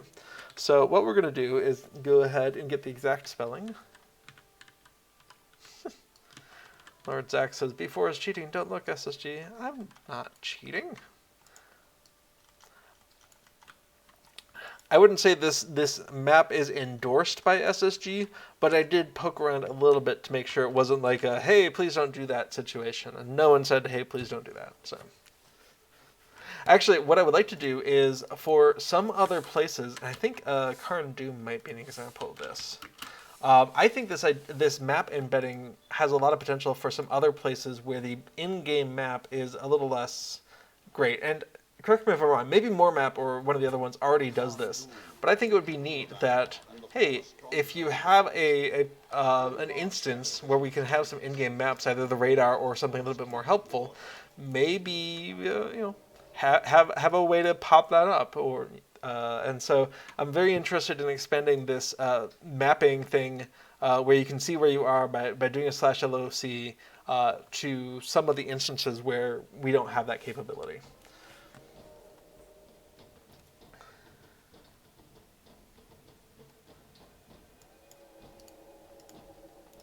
So yeah, if MoreMap already has that for Karn Doom, or if one of the other plugins has that for Karn Doom, I would love to know it because it's a feature that I would like, and if it doesn't exist in a plugin, I might have to make it. Now that I've seen how easy it is to decode where you are. So yeah, just being able to see where you are in Karn Doom compared to the path that you want to take, I think it would be very helpful because I had to run Karn Doom a lot before I learned that. Lord Zach says, yes, like the Pages map. I assume you're talking about some of the Mordor and Beyond deeds where you have to go pick up the pages from various parts of the landscape. Amber says, I would like that map for Karn Doom. Yeah, me too. My favorite map for Karn Doom is in German because it's like the best map of Karn Doom out on the web that I found so far. And it is a cat. Absolutely, Lord Zach. The best one I've found so far is just happens to be in German. Where is that? Here, I'll pull that up. Oh, someone's going to the kitchen. Gotta go.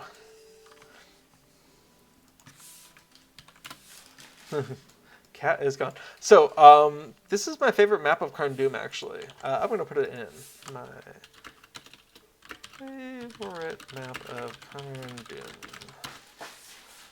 And as you might be able to tell, it's in German. Which isn't necessarily a problem, except that I don't read German. So you come into the entrance, you come down into the green water, don't touch it area. You have the back door in for Helchem, or the front door into the sewers, and 2 tops out to 3, and you can run around and do all the troll stuff. And there's a little map there, and then you go back to either 4 or 5, and 4 is back to the sewers, and 5 goes to Helchem, and etc.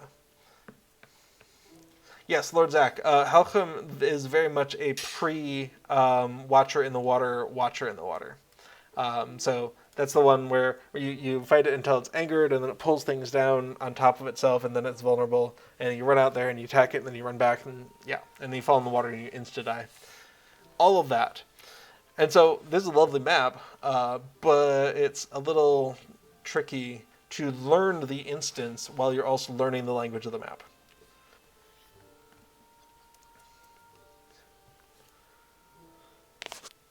Lord Zach says, I always die in that fight. It's really tricky if you are a melee-only character, because you are forced to jump on one of the poles and run in, which you gotta be sure you don't accidentally fall off, and you gotta fight, and then you gotta be ready to immediately run back out as soon as the that portion of the damage is done. And you gotta be careful not to freak out and fall off the side and and whatnot. And if you fall out too far, you're too far away to be resurrected, and the whole thing just goes. So ranged characters have a delightful time on that, because Halchem bonks itself on the head, you shoot Halchem from the sides, and Halchem rips the pole down, and you just go on to the next one. But for your tank and any melee DPS, it is feels much trickier. Like there's a little bit of wiggle room on those poles. It's not like the Bull Roarer's challenge or anything, but it's still very easy in the heat of battle to hit the wrong button and fall off and just insta-die. It'd be nice if it was not insta-die, but the instance does sort of teach you about that before you get there if you go through the sewers. So, oh yeah, so they've got some maps of the canalization of the sewer is, I'm guessing what that means. Let's see. Translate. Sewers. Yeah. Helchem's hole, or cave, entrance, exit. So lovely maps, right? Like beautiful maps, shows you where everything is, all in German, which is fine, but it's a little bit harder. Okay, so yeah, updating this to be its own thing where you just have instance maps, and we know what instance you went into, so when you open it up, it just shows you the map of the instance that you're in. This is an idea that's floating around in my head. Anyway, Lord Zach says, what's the different colors on the map? If you mean the Angmar map, these colors represent, I think, the phases in which you go through Carndum. So red here is your first phase. Oh, the labyrinth.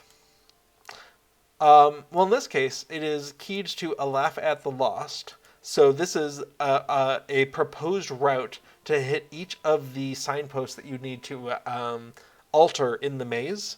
And it's the fastest route that I know how to do through it. So if anyone has a faster one, let me know. I don't imagine it'll be much different, because the maze doesn't have that much twisting and turning. Whereas instead, if you're trying to find the misplaced companions, I want the map to show just the paths of the elves, but nothing else. And same thing if you are doing Speedy Errand, like this is the fast route through the maze. Good question, Lord Zach. So yes, if you are running through and you keep your arrow on this path, then that is the fastest way you can get through the maze, for instance. Cool. All right. So add Terrible Tweens to the Festival Buddy quest. Let's talk to Emma. Hey, Emma. So this is called Terrible Tweens. So what I would like to do is when we accept the quest, that Festival Buddy knows about that.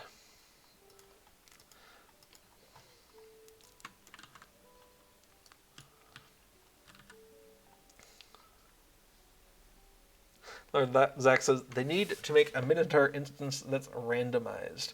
I think that'd be really interesting to do something like the Harvest Math Maze. As Aaron Bard is saying, this would be a great feature for Harvest Math. Would be an instance where you go in and you do not know which version of the instance you're in until you find enough distinguishing characteristics. Just like with Harvest Math, though, it's tricky to do that and not just have people sort of deconstruct and say, okay, if you find these 3 specific landmarks, you know which one you're in. Or if these 2 things happen, you know which one you're in. So for the people who are really aggressively trying to deconstruct that kind of an experience and then share it with everyone if they want to, it would only last for so long. But for anyone who's entering it kind of blind or is intentionally not looking for that rest of it, that could be a really wild experience.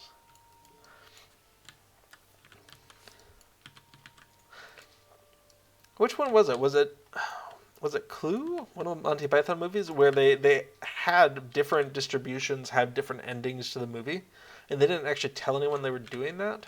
And so different people would leave the theater having seen a different conclusion to the... I think it was Clue. So it was like 6 different endings to Clue. And if you look at the home release of it, they just like have each of the endings one after the other. But my understanding was in the initial theatrical release, there were like 6 different variants that got sent out without like rhyme or reason kind of thing. And so you could go see it and someone else could go see it and you would experience the ending differently, which I think is fantastic.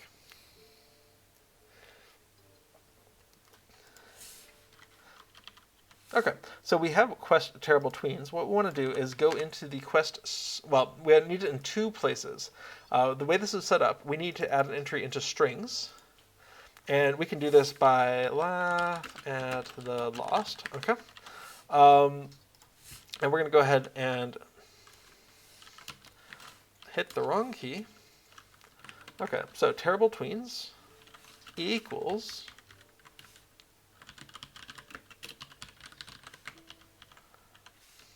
And we need to do basically the same thing as one of these others. So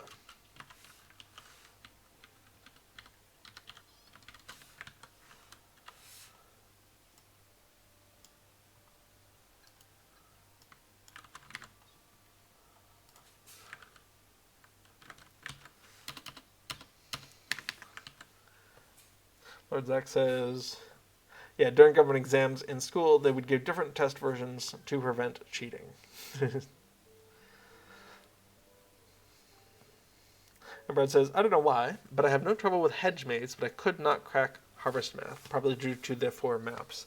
Yeah, my understanding, my memory, is that once you know which one you are on, day 1, 2, 3, or 4, they just follow in sequence. So if you can figure out, okay, today is definitely 3, and lock that in, then on subsequent days, you can sort out which one you should be on based on where you were. How to do that in a plugin? Although Redhead thinks it's 5 mazes. However many mazes it is. So a plugin, once you say, this is the one for today, a plugin can know what the game time is, the server time is, and therefore what it should be the next time the plugin, like each time the plugin loads, it says, well, I knew what it was here, therefore on this day it should be this one. A plugin could manage that for you. And should.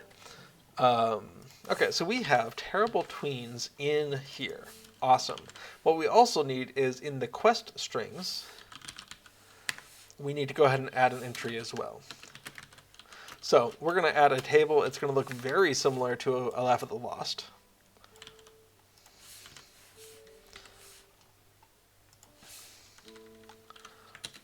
And we don't want the maze map with the signs or the elves. We just want the main one. Because the Terrible Tweens can be anywhere. And at some point, if we had a Terrible Tween specific map where we could really kind of isolate where they're most likely to be spawning from. In fact, I think that would be doable. Maybe not this festival. Is the Terrible Tweens do always spawn from specific points. But which points they're actively spawning from seem to change. So if you knew all the spots, would that be helpful? Maybe.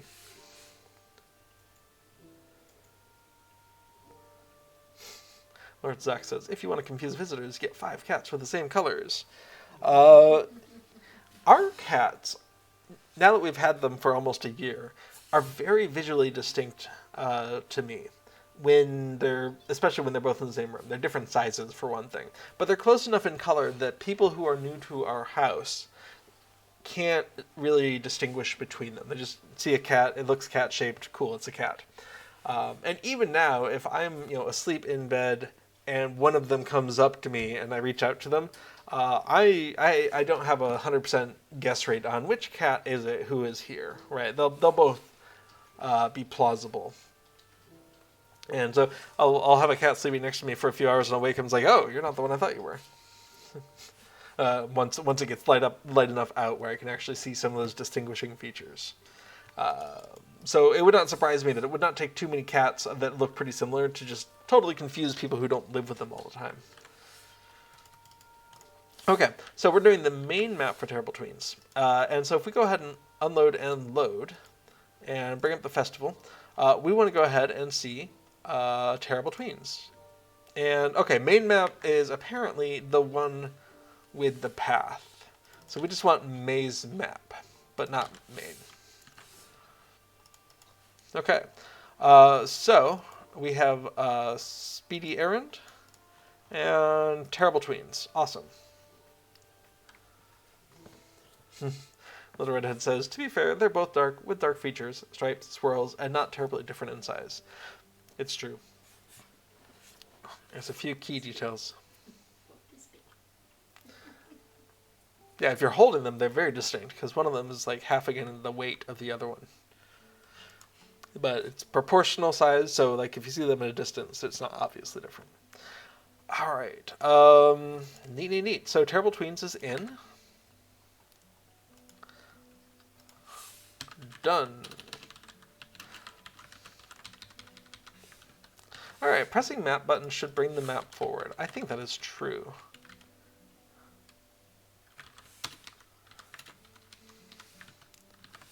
I'm going to say this is future. Each of these. The Bee's Big Business map, I think that's going to be a future one.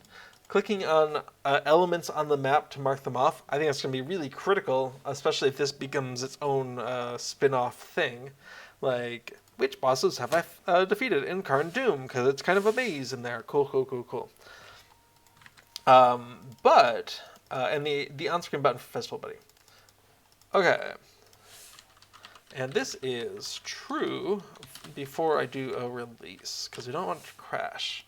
Actually, a general helper function would be nice for that. Better idea. Add a helper function that gets the current language if available, otherwise English. Whoops. Okay.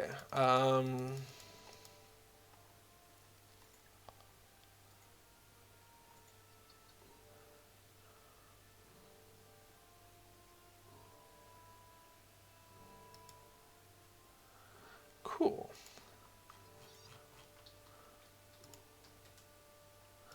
Oh, that is a thing that was done. Awesome.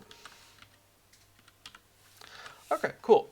So let's go ahead and look at these what's in front issue. So if I press the map button, I would like it to show up on top. And I think we might be able to do that. Let's go ahead and look at the documentation.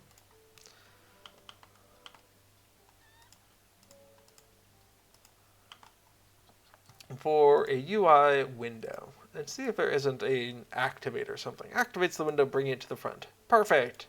Brings the window to the front. So we want to call activate whenever we're making that maze map window visible. And so let's go ahead and come on over to the maze map win. Set visible.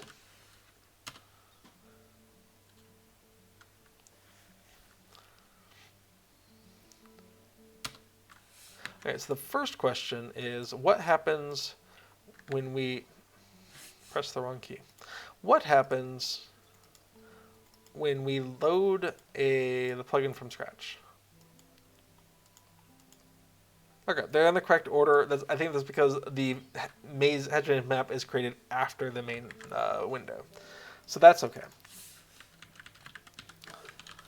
Where else? Set visibility. If new visibility, then we do the rotation, and we also should call wmaze map activate. And I think that will get us most of the way there. So if we call map, it's on top. Awesome. Okay, a new question Same thing for the festival, but when that becomes visible, we want to activate it as well. So on the main window, whenever we have set visible, w main win holder.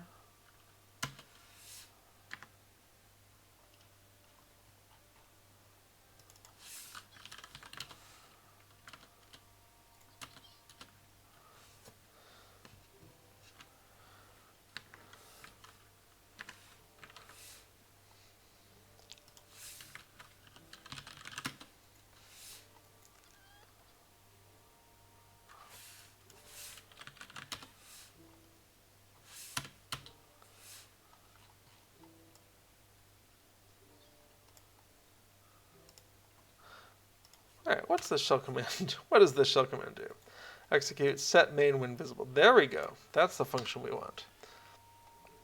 Set main when visible. Current visible equals is visible. So if we do nothing, don't worry about it.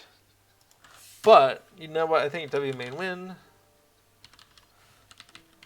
parent activate is a reasonable thing to do, regardless of whether or not it was already visible. We want to bring it to the front. So if we come in here and type festival, oh, it's not doing it. Interesting.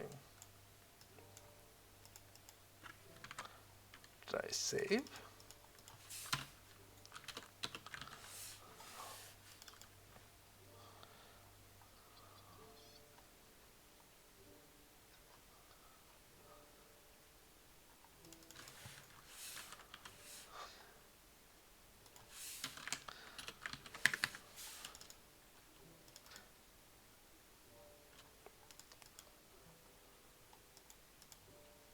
Okay.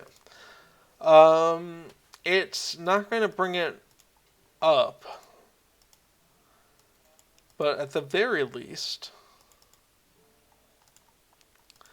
if it's closed, now we're definitely going to see it come to the forefront, and I think that's fine. Cool. Okay. Oh, I forgot to turn in my chicken quest. A lovely day, isn't it? Do I have a wrapper? I do. There we go. Okay, cool. So we have, in one fell swoop, as it were, pressing the map button should bring the map window forward. Done. Typing /festival should bring the main window forward. Done. Kind of.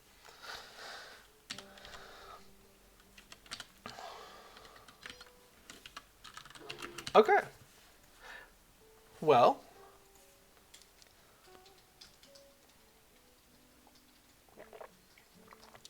great news. We have kind of done everything we wanted to do, and have also reached the normal end time of this stream. So, one thing we haven't done, and I skipped past it today, was kind of review all of the changes that we've made before actually committing them in some way. I'm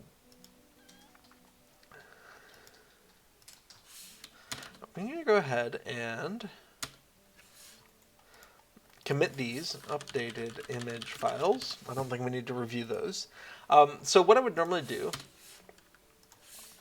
to do file changes, what I would normally do is go through each one of these and kind of review it and make sure it makes some sort of sense.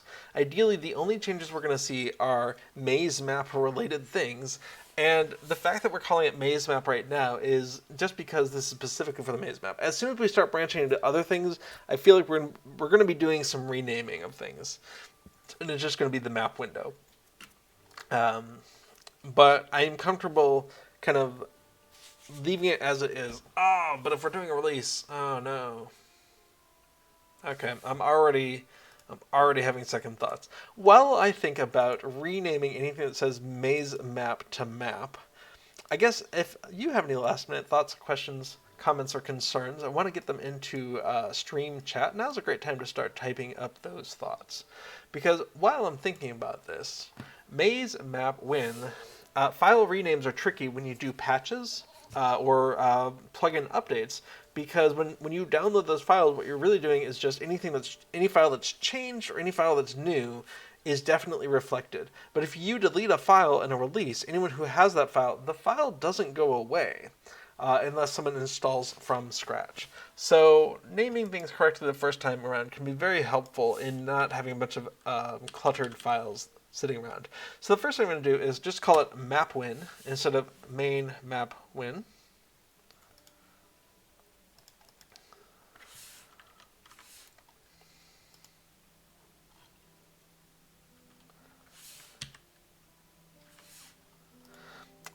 Actually, I think maybe the first thing I'll do is, before I start doing this, is actually commit stuff to repository, so that then I can see whatever changes that that extension wants to make.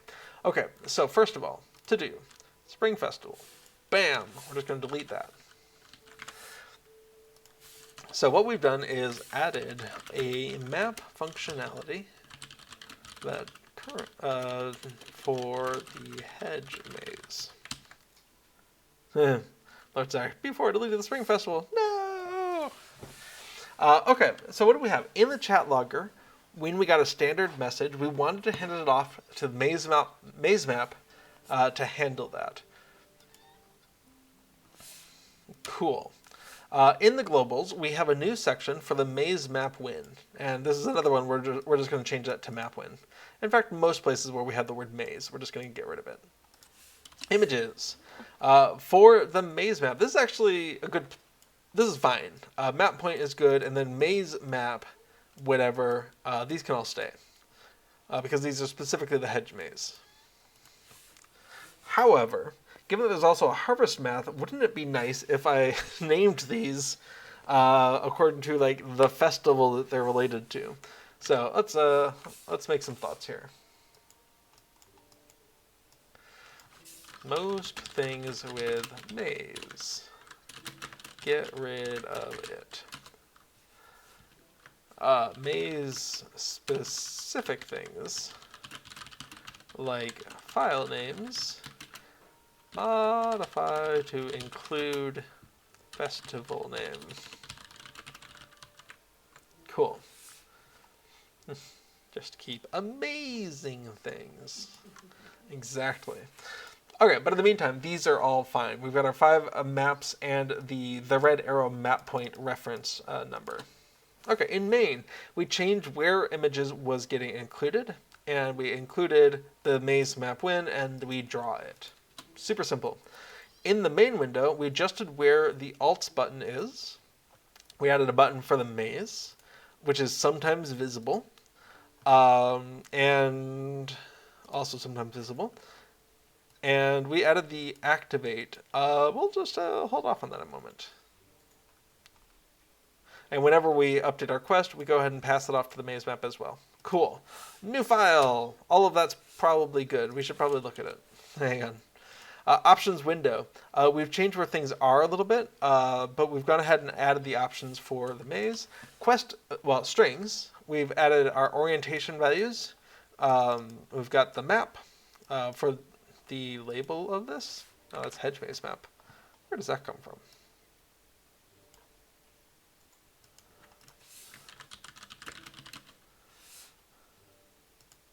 It's hard-coded. Okay. Localized title of maze map window. Awesome. All sorts of little things that get in the way of actually releasing a clean product. Great. Okay. We have the names of all these quests. Great. What on earth? Oh, that's the button that says map. Cool. Options, all of our option strings, great, and yes, the orientation values. And quest strings, we've got our values for each of these quests. Right now, we don't actually say much in the quest area. Like, we could populate it with information about the quests, Fool's Errand.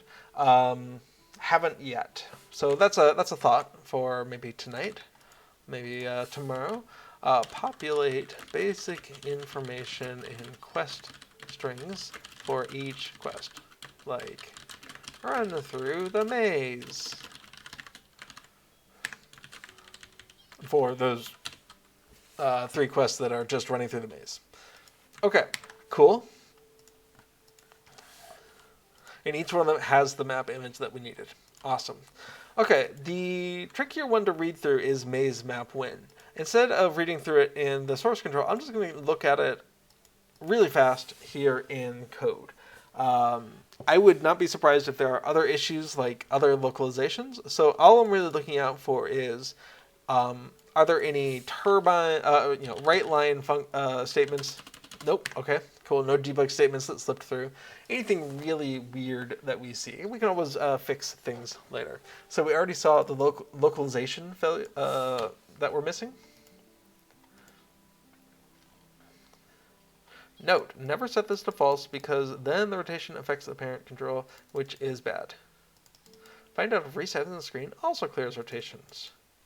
I think that's a fine to-do to leave in there. Okay, yes, that comment is fine. Let's scroll on down, look for anything else that is weird. Okay, we've got our code. This feels incorrect. I was going to come back and look at this again. It's got a lot of variables in there, and I feel like some of these will cancel out. So let's actually take a moment. Hey, Casper. All right, Casper's back.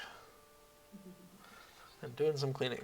Okay, so in this case, we've got decay time minus decay delay time minus delta minus decay delay time. Like the same variable appears in there twice.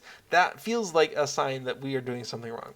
So basic order of operations, we can kill these first set of parentheses. We can minus delta and then plus the decay delay time.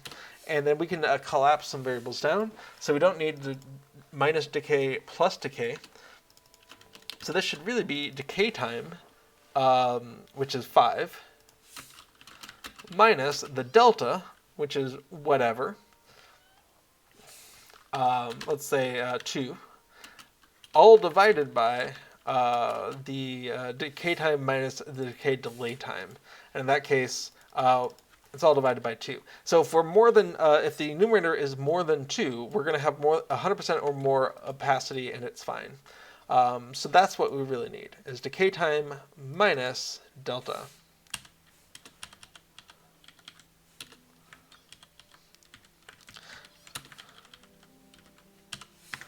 So we have decay time minus delta divided by decay time minus decay delay time. Awesome, someone mushroomed me. So decay time, 5, minus delta. After 1 second, we have this.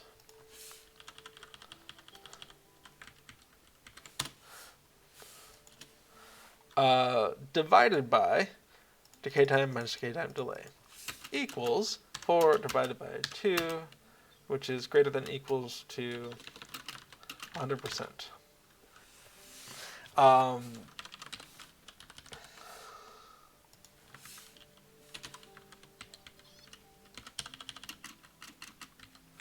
We'll just have the examples continue after 2 seconds and after 4 seconds. So the delta is the only thing that changes here. So 2 and 4 equals 3 and 1 equals 50% opacity.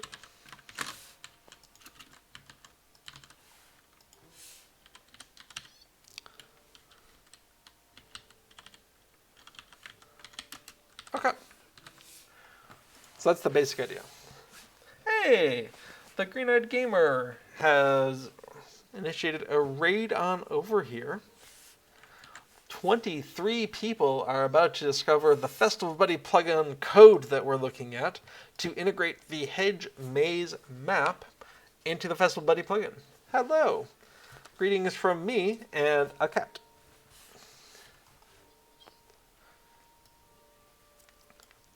Okay, so what we're doing today is just finalizing some of the bits and pieces that are helping us add the Hedge Maze map to the Festival Buddy. And just a quick little recap for anyone who is joining us from the Green-Eyed Gamer. So for instance, if we wanted to do a Laugh at the Lost, we have a map specific for that quest that we can go ahead and see where we are on that. Hey, the Green Eyed Gamer is in chat. So, for instance, if we are in the Hedge Maze here, we can see where each of these signs is. Awesome. And what we were just doing was going through the code of this window and making sure it's ready to ship on out, more or less. I was just refactoring some of the code that does this map point opacity, where after 3 seconds it starts to fade out. And we're just taking advantage of, if you set an opacity of bigger than 100%, it's just fully opaque. All right, so that was something I wanted to get back to. What other things look questionable or make me go, huh, as we look through this before making a snapshot here? Okay, we've got the setting the rotation for orientation. We just added that today. We've got reasonable looking comments. So many helper functions. When in doubt, write another function. In fact, this thing, where the arrow would be off, don't let it be off. I feel like that should be its own function, but we'll let it be. Okay, Thorolars had a suggestion. I'm going to actually go ahead and add that to the future ideas, because I think it was a good one. Narfine says, "Hey, cat." Little Redhead says, "The cat in the background is Casper. He's almost 7 years old. It's true your birthday's in April, isn't it?" Too bad your teeth are rotten. Well, 2 of them anyway. X teeth. Okay, so we've gotten that out of the main code.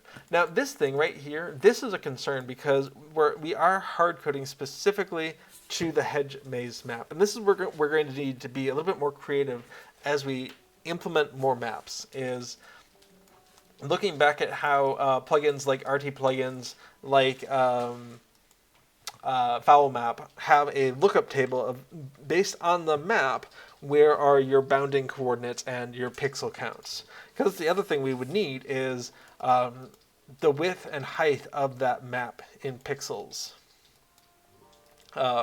for scaling purposes. So this is fine for now, but to do the coordinate bounding coordinates and map pixel count should be parameterized.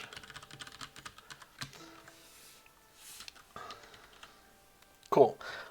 This is a part that makes this very specific to the Hedge Maze, because these are the upper left and lower right coordinates of that map. But we can easily abstract that out, so we can add support for more maps.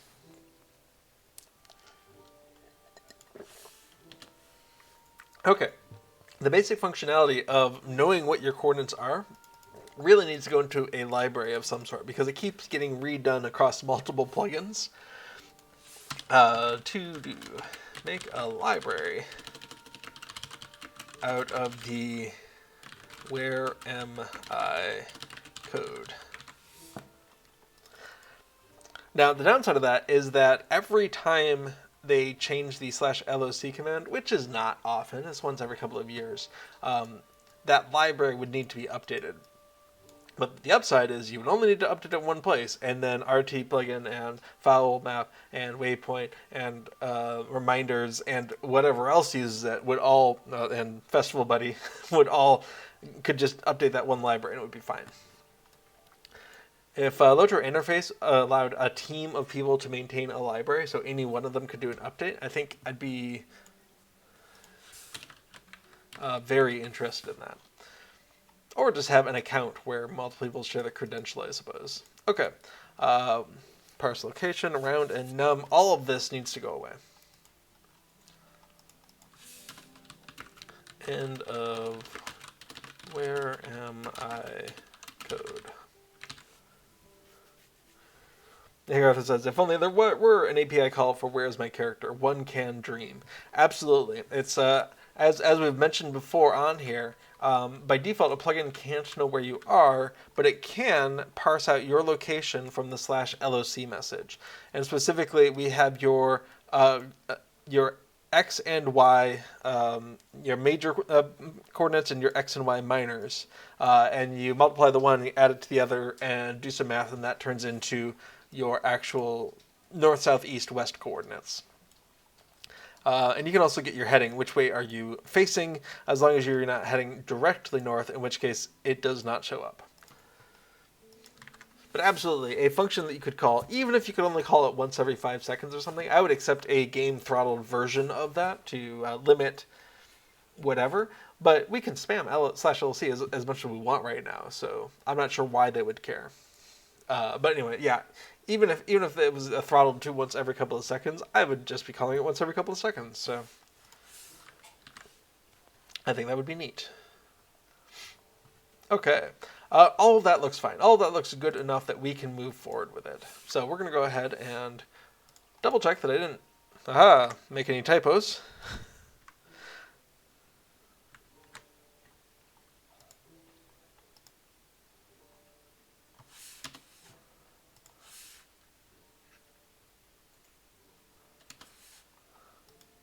Enable the resolve package. Cool. Cool.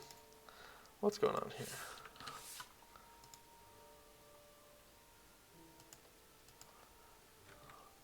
Main line 32.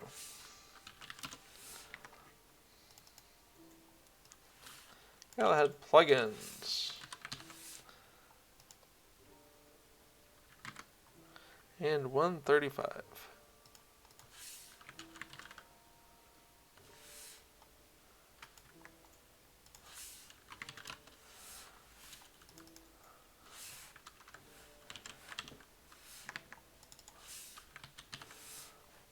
Why are you unable to find that?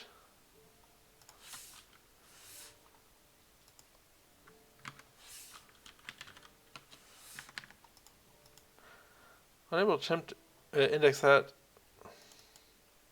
Fascinating. Let's see where we're getting called from. Turbine.shell, the right line. I didn't think I changed that much. And we want turbine.engine.getCallStack.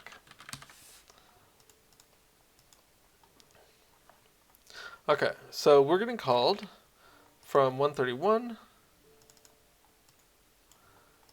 from 107, from function load quest. Oh, that's exciting.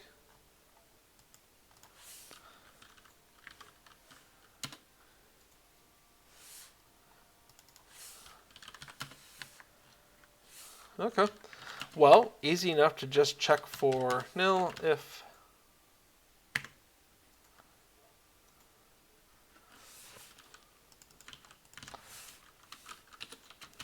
then. Cool. Okay, so real question is, did we get it right? East is up, north is up, south is up, and west is up. Yeah, and random. Okay. Cool. Weird that just started happening. I'm not sure what's up with that, but that's why we test. Okay, so main win. Don't get that activate yet. Maze map win is good. Main, okay, fix that. Awesome. And our to do. Cool, okay. So, added a map functionality for the Hedge Maze. Commit. And then finally, main window activates when made visible. Cool. All right.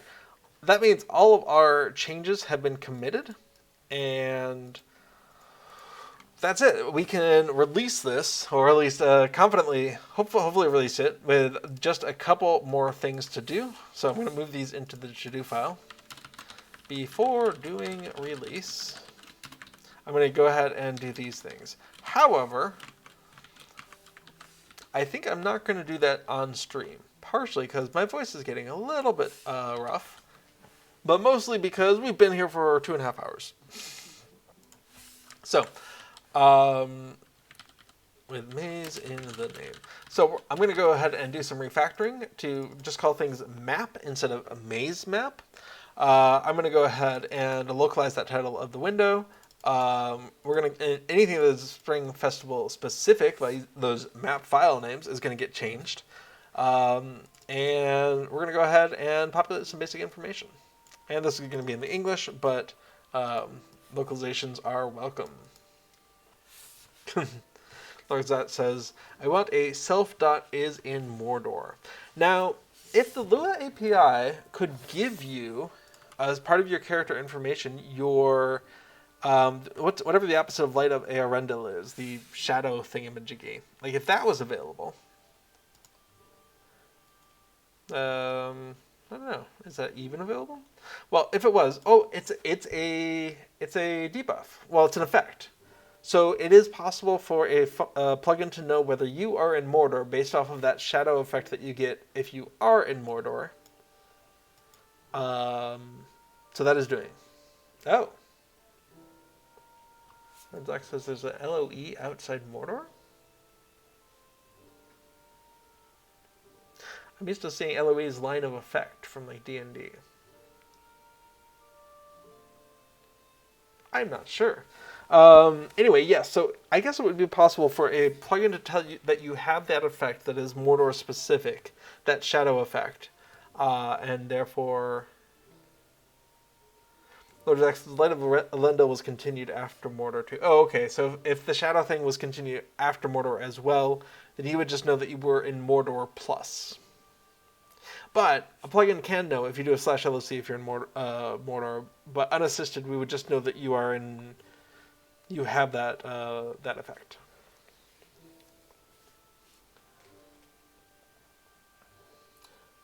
Howling Pit. Egarth says it's in Howling Pit and also as a result of a bug related to epic battles. Alright.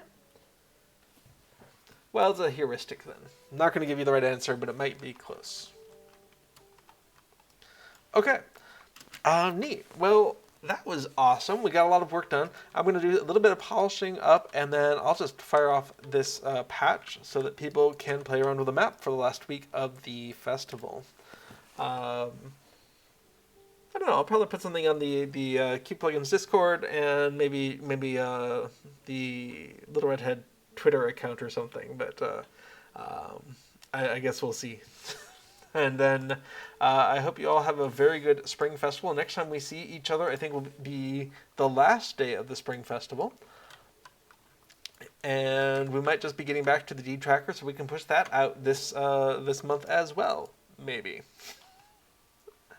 Neat. Well, I think that's all I've got. And I think that's everything in chat has been addressed as well. And in that case, yeah, I think that's everything we're going to cover today. Thank you so much for joining me on this exploration of LOTRO plugins. I do hope to see you here next week, and until then, keep plugging along. All right, bye-bye.